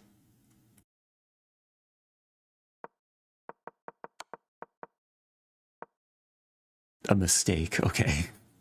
I think it's being a little bit soft on me. Queen G2, thumbs up. It approves of my my attempt to cheese Hikaru.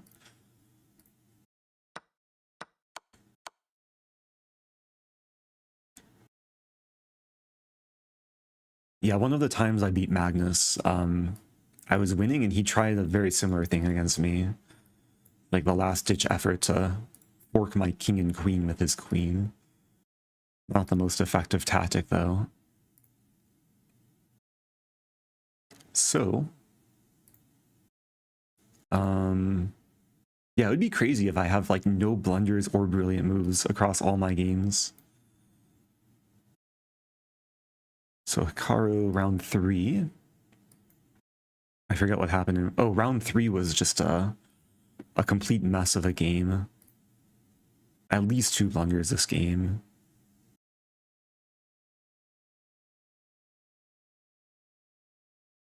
Three blunders from my opponent, but no blunders from me.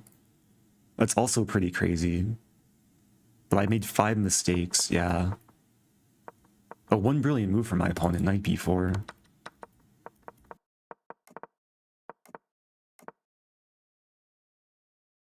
Yeah, I thought for sure this would be a blunder. Like, allowing this knight g4 idea. Okay.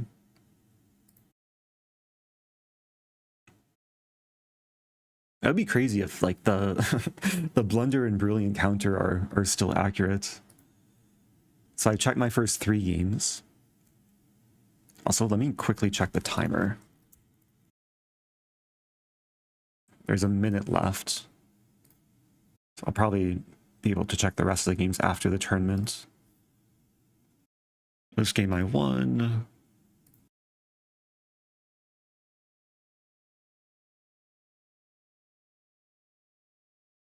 No blunders or brilliance.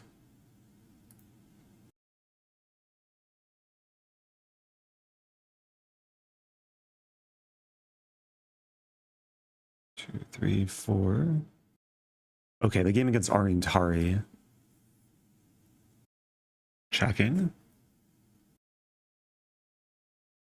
Again, no blunders or brilliance. 2 mistakes.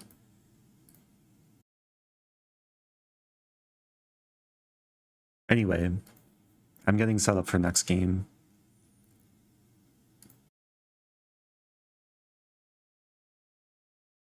Starts in about 8 seconds.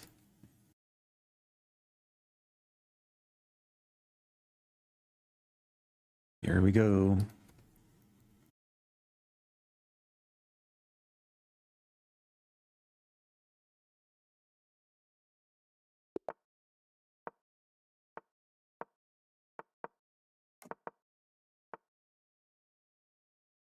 I sometimes play b5, but let's play this line. Just an attempt to get my opponent out of any sort of theory. There's a small trap, rook t1 loses on the spot.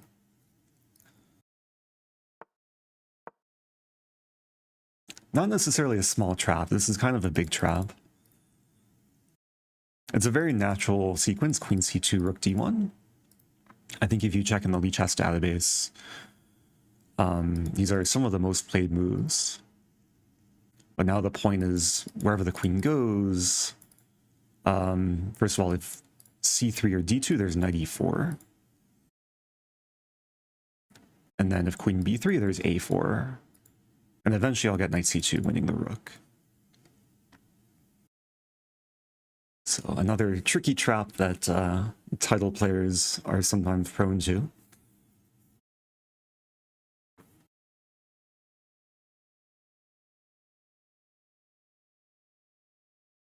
I have had this maybe once before in Title Tuesday. Maybe a few times in other games as well. It's a trap I discovered, I think, less than a year ago. I'm trying to remember how I discovered it. I think I was just like playing around with the engine and Lee chess database, and like the engine actually likes a5 in a lot of positions. And then when I checked it in Lee chess, I saw that black scores really well in this knight c6 line because of so many players stumbling into this.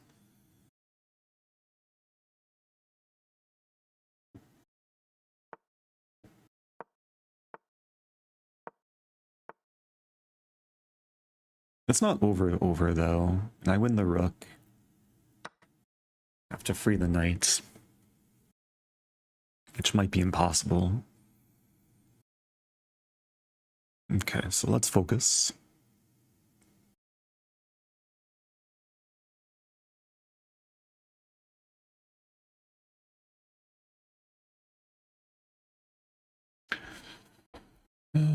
Take.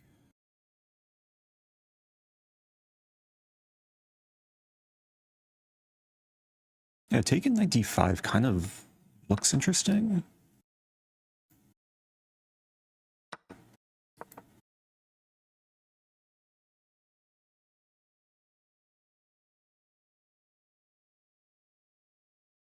So I might have to Desperado at some point. But white's still a few moves away from trapping the knight. It's hard to actually play b3 without opening the file. And if this and this, the knight has c2.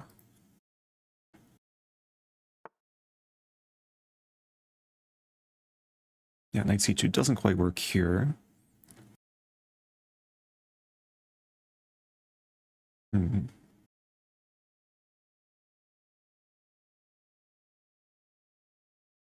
c6. c6 bishop d2.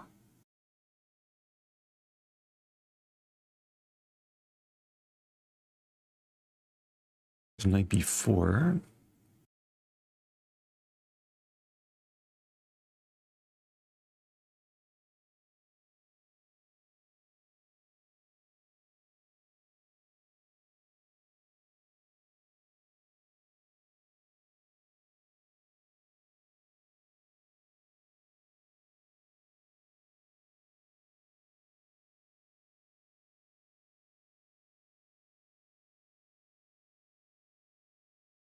I'm not sure. I'll just do this. I shouldn't burn too much time. Bishop d2, I probably just play knight c2, be up the exchange.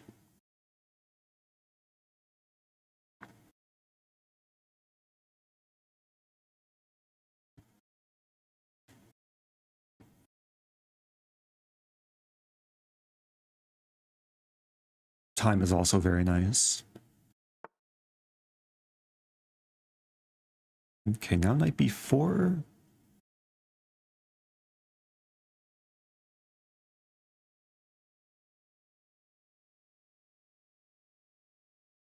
It's also taking queen a5. Maybe I'll try this. Now I have this knight b3 idea.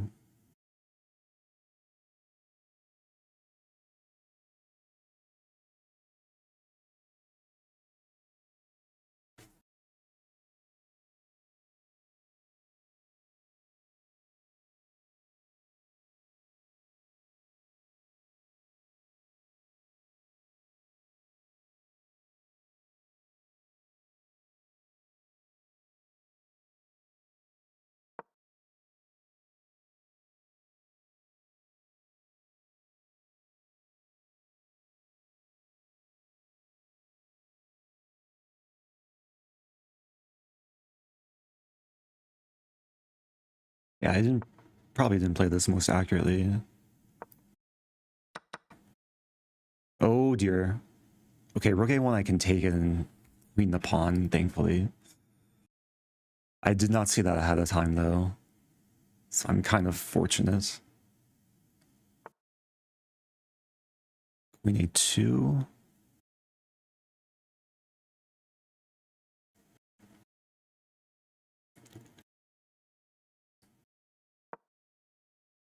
I'm playing with a little bit of fire.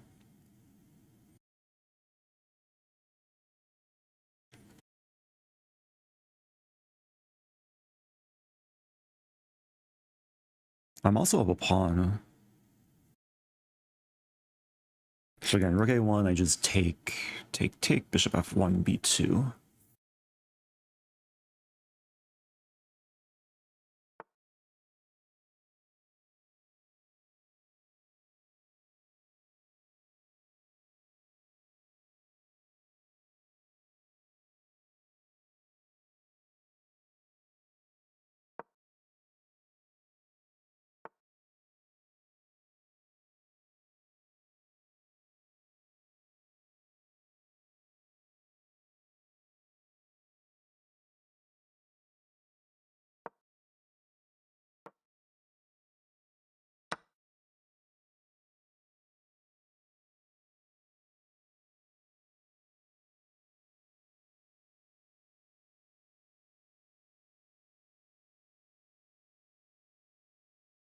I play b2, I'm not only hitting the queen.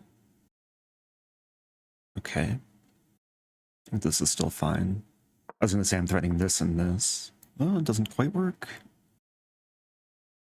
e5. Unleashing the bishop.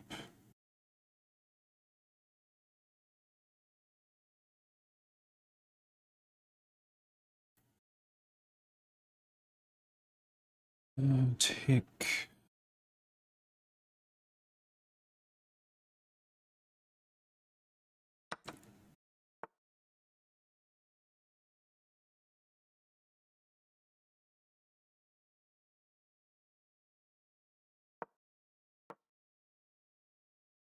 I'm down on time, but yeah, it should be good enough.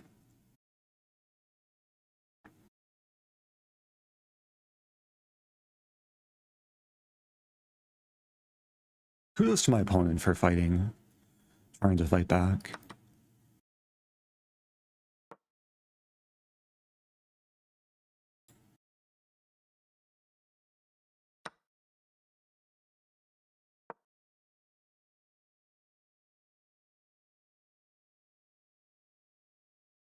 Yeah, too much pressure.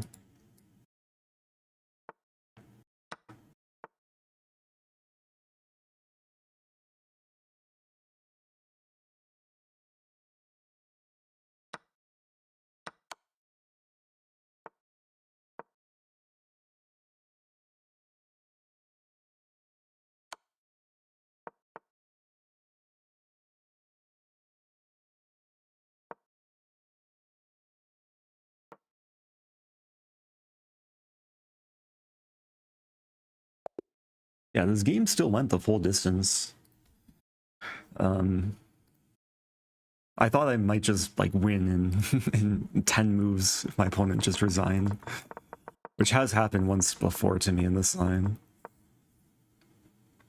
GG. Next game will be starting soon. I'm 6 out of 9. 2 more to go. Have you considered getting a mullet? Not recently.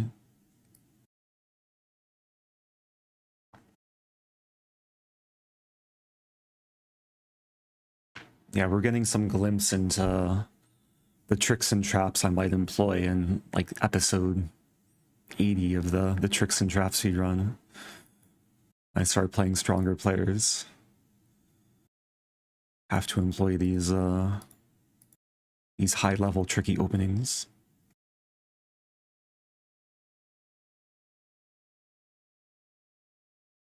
Okay, so next game should be starting soon.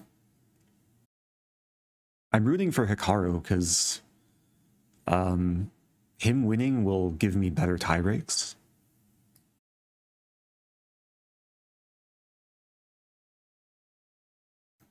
Here we go. That was a weird bug. My mouse got stuck in resizing the board. Okay. Playing a strong player. Dr. Tiger.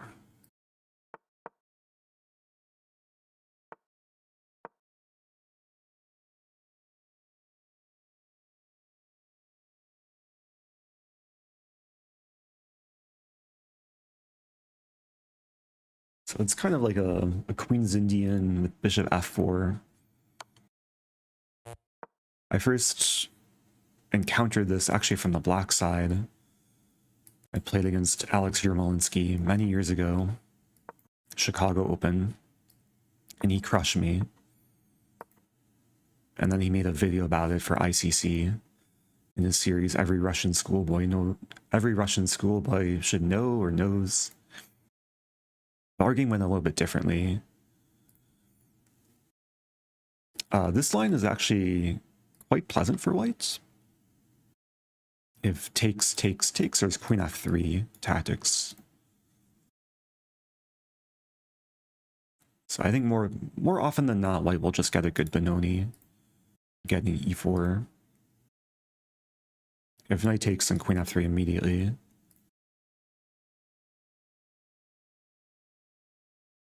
I played this for the first time at the Pan American Intercollegiate Championship against Grandmaster Injic. And he took on d5 with the bishop. Some long line, queen f3, knight c7. And I can't take because knight c6 traps my queen. So after knight c7, the best move is queen b7. Which we might go into here. Yeah. Still prep. Another tricky opening. A lot of tricky openings today.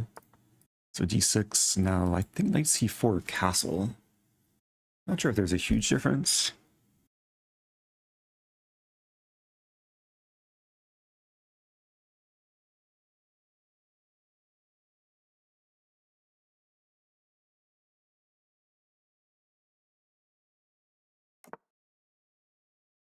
I'm basically out of prep. Against Injic, I managed to win a pawn, and then I tried to torture him in the endgame. Eventually we drew. So I was calculating knight d7, knight c4, rook b8, and then queen c6. And then the d-pawn should fall. It's also pinned to the knight.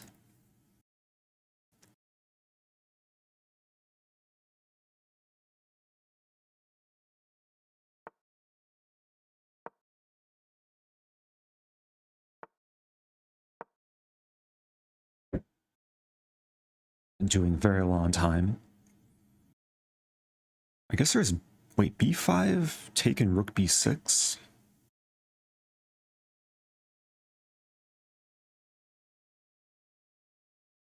Wait a minute. And there's bishop takes d6, it should be okay.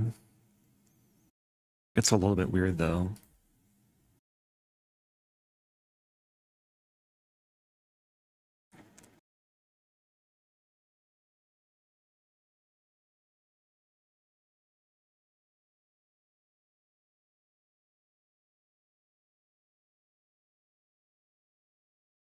e5 take, rook b6, knight f7.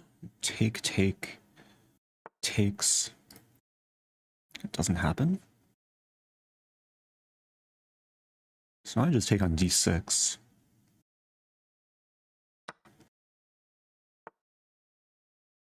Yeah, I thought I could just take on e7 now.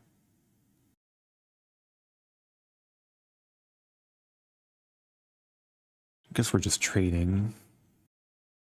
There's queen b7.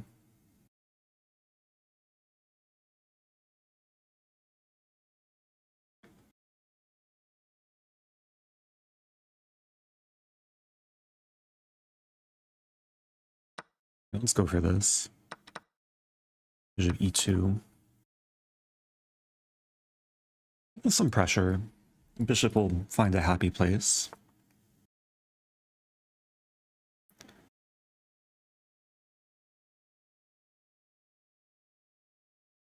King is coming in. There's takes in knight e5.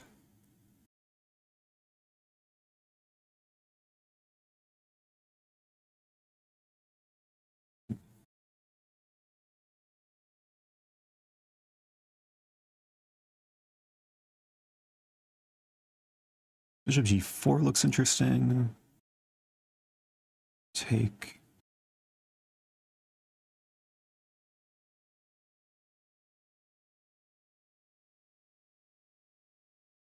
Not sure. Play this.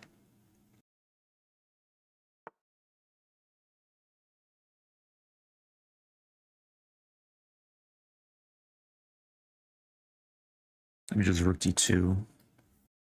Keep the pressure on the clock.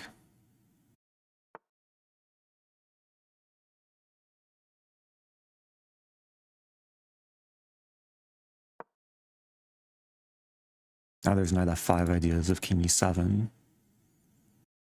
b5 is attacked. And just win a pawn, take.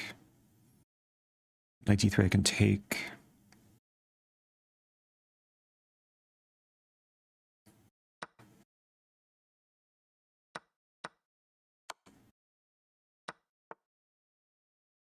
I missed that. Oh, that's annoying.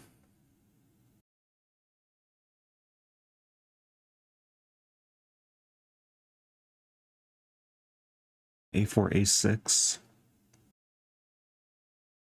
Wow, I might be worse.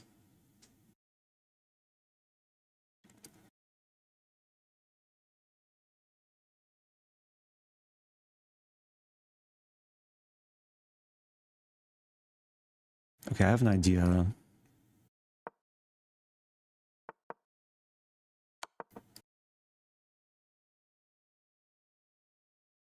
I misplayed that. I'm down a pawn. I have slightly more active king.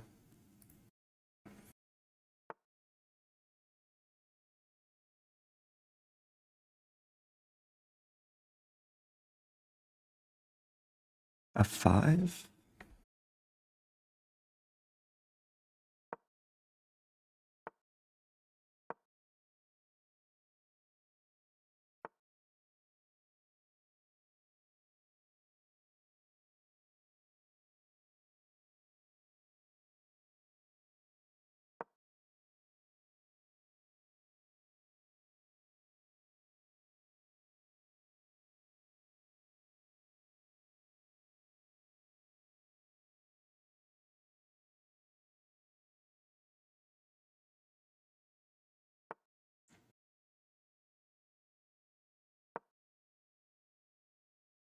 My d5's coming.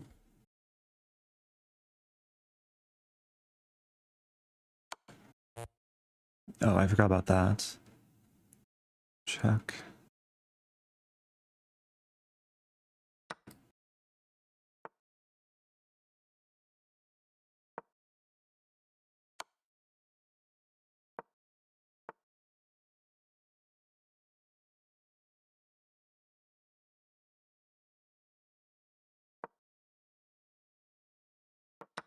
What did I do?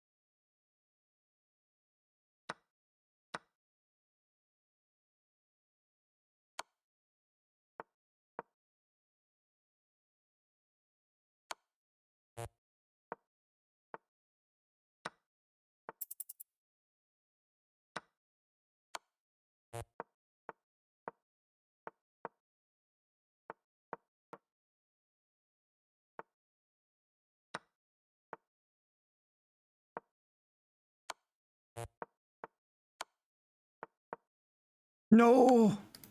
I can't believe it. I blundered my rook. I was up on time. Oh, it's such a nice game. Oh, it's such a nice game. Oh, I'm so sad. That was the one thing I was not supposed to do. Keep my rook far away. Oh.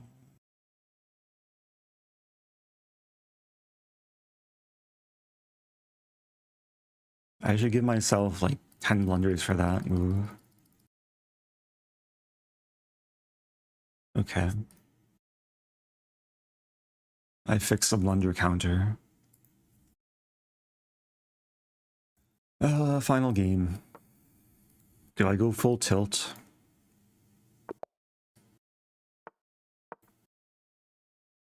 Oh, it's so sad.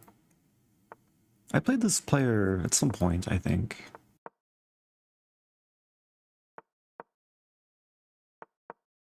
I was actually studying this line recently. So b6, d5.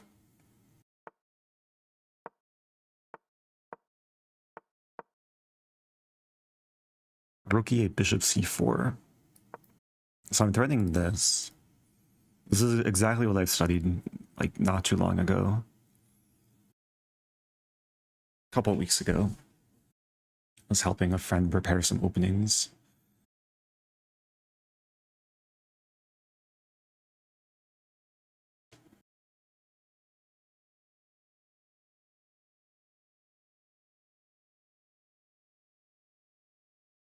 Black might have to take. I actually don't remember what black is supposed to do here. Because this hangs e7. This hangs d6. And this hangs maybe even force mate. No, king h8. But if it takes, I think it's force mate. Like rook c8, bishop f7, king f7, queen e6, king f8, knight g5.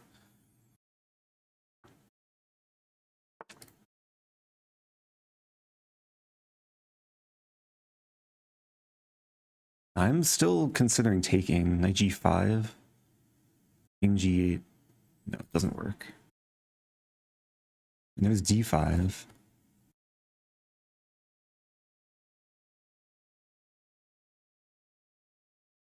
Knight g5. Wait, knight g5. Oh. Yeah, knight f8's a safe move.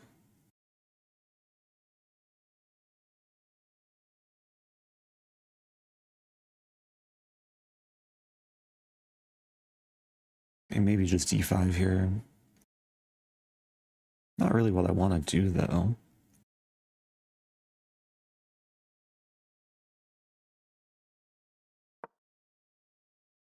Yeah, I was ready to play very tactically. Just have a positional game, bishop h2. Okay, here I should probably take. Take some bishop e3.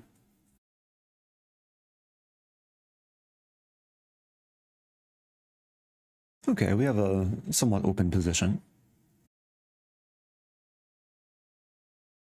Oh, there's knight f4. Knight f4, queen d1 is hopefully okay for me.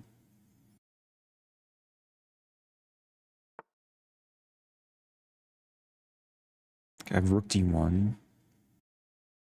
Wait, rook d1, knight f4, queen d2, queen f1.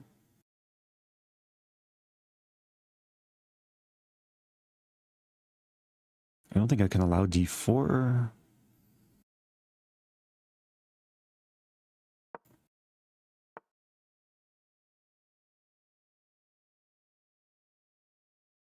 Yeah, there's still this knight f4 idea.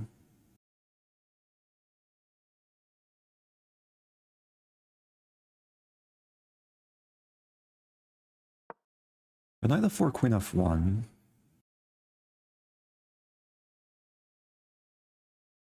If I'm not losing, then I might be okay. Decent piece harmony.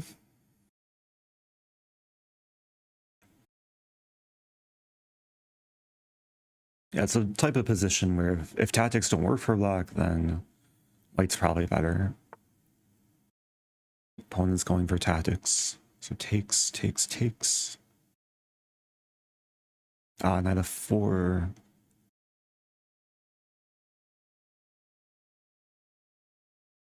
I mean, I have to go for this. Maybe I just take the knight.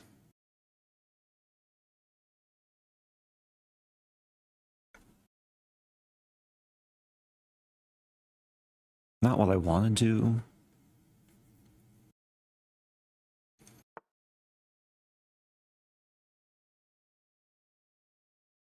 Alternative is queen c4. Take, but then knight g2. Okay. Oh no, my queen. So it's rook, knight, and pawn for queen.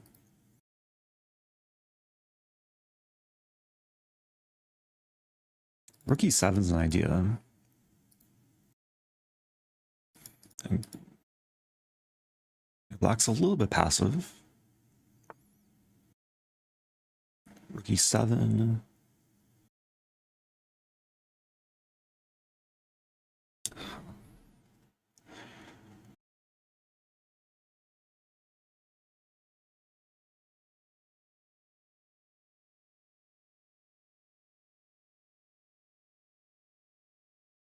It's tempting.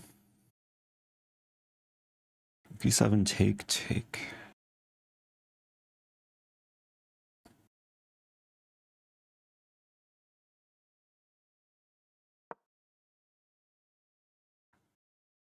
It's a big risk. Leaving the bishop hanging.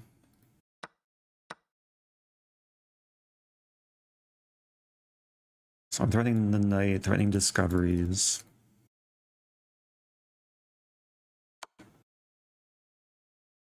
Of course I missed that. And I have to take.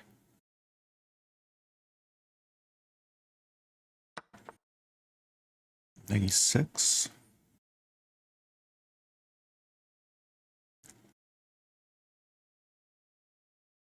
It's still interesting. Who's attacking who? Queen c6 friends mate, but then bishop here is a skewer. I have rook d7?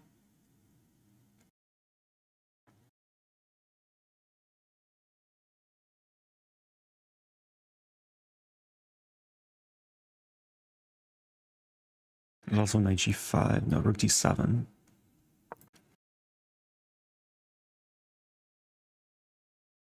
Threatening nastiness. I may be down material, but I'm making the most of what I have.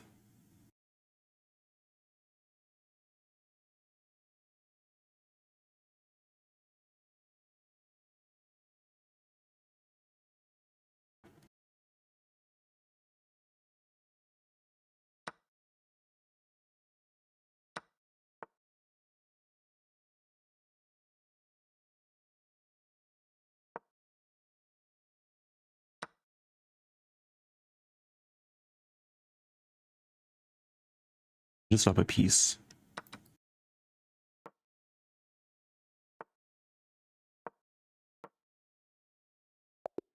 Let's go. That was a nice game to end things on. That makes up for the previous game. This game featured some, I guess technically a queen sacrifice. I got some material for the queen. A really nice attack out of nowhere. Like after knight h3, it seemed like I was the one getting attacked. But then knight e6 and pieces just came to life. Please give me a brilliant. Give me a couple brilliants for this game.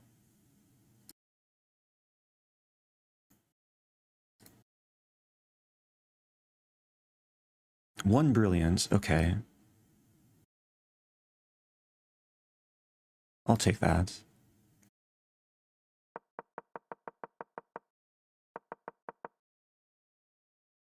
Yeah, this was actually like pretty deep opening prep too. I've played against this line for a long time. This used to be one of the lines I disliked the most, because there was a time, maybe about 5 or 6 years ago, Hikaru played this against me, and he just crushed me with it. I think in that game I played d5, and he tore me apart. The video is somewhere on YouTube. But recently I discovered this e3 idea, and then, yeah, there's some nuance with the move order. Like now that the tournament's done, I can explain a little bit.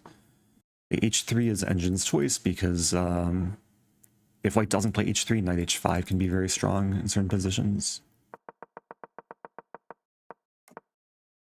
And then, yeah, bishop d3 feels weird because usually the bishop goes to e2. But the point of bishop d3 is to keep the e2 square for the queen.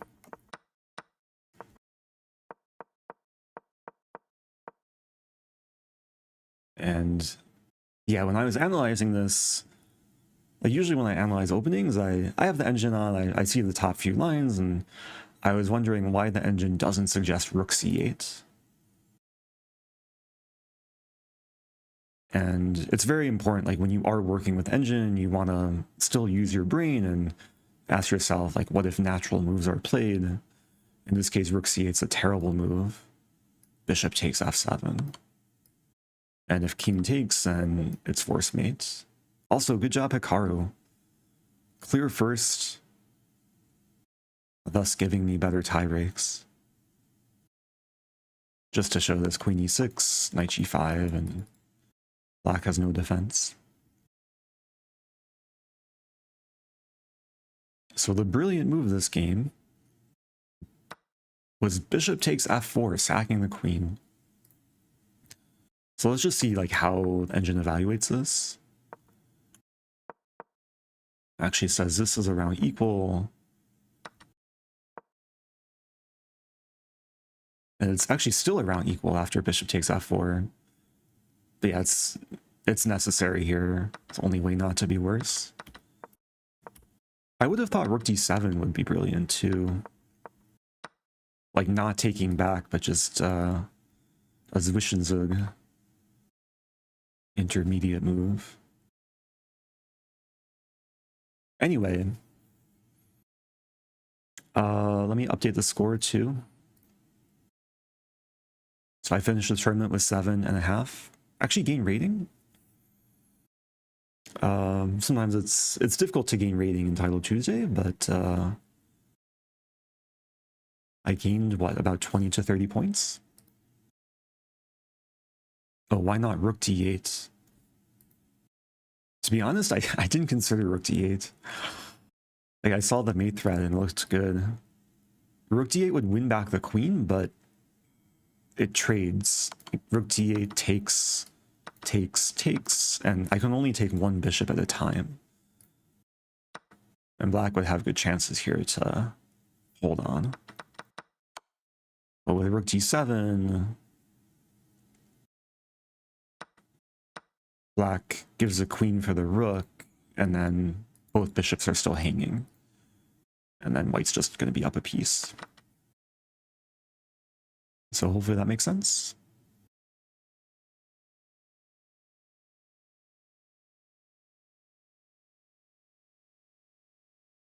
And yeah, tournament's over. Thanks everyone for watching.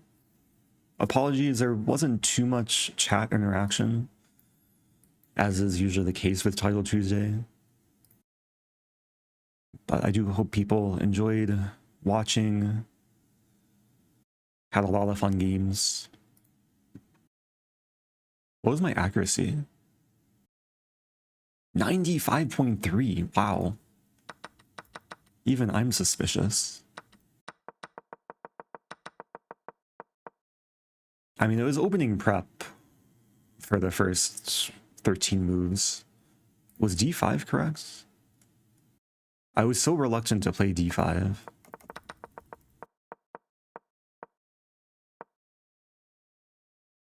Not the engine's top choice. I actually thought d5 was principled to block the bishop, restrict the knight and the pawn. And it's still better for white. Engine prefers quiet play, bishop b3.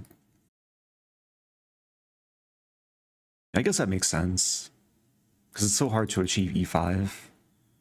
And if e6, white just improves.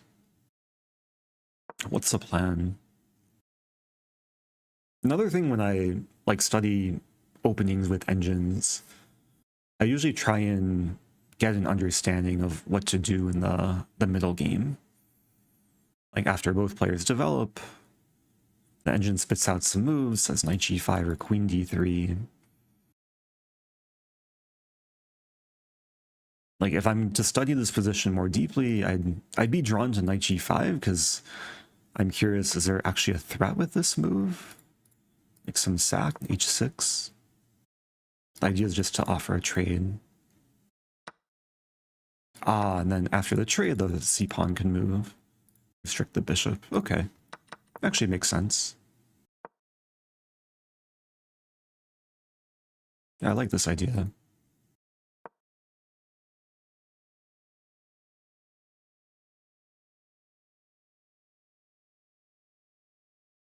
Okay. I'm wrapping things up. Thanks again, everyone. Appreciate the positive vibes. I think every time I glanced at chat, I saw nice energy, which I do appreciate. Big thanks to everyone who supported, either subscribed or cheered bits or super chatted. It is sometimes hard to address everything. And for those maybe those who are oblivious, I am traveling, so I won't be having like my regular content schedule with, at least with like so many speedrun uploads. But I did post the episode 27 of the Tricks and Traps speedrun yesterday, and I still hope to be doing some content, maybe some occasional stream over the coming days. So do stay tuned, and I'll be back at some point. Adios.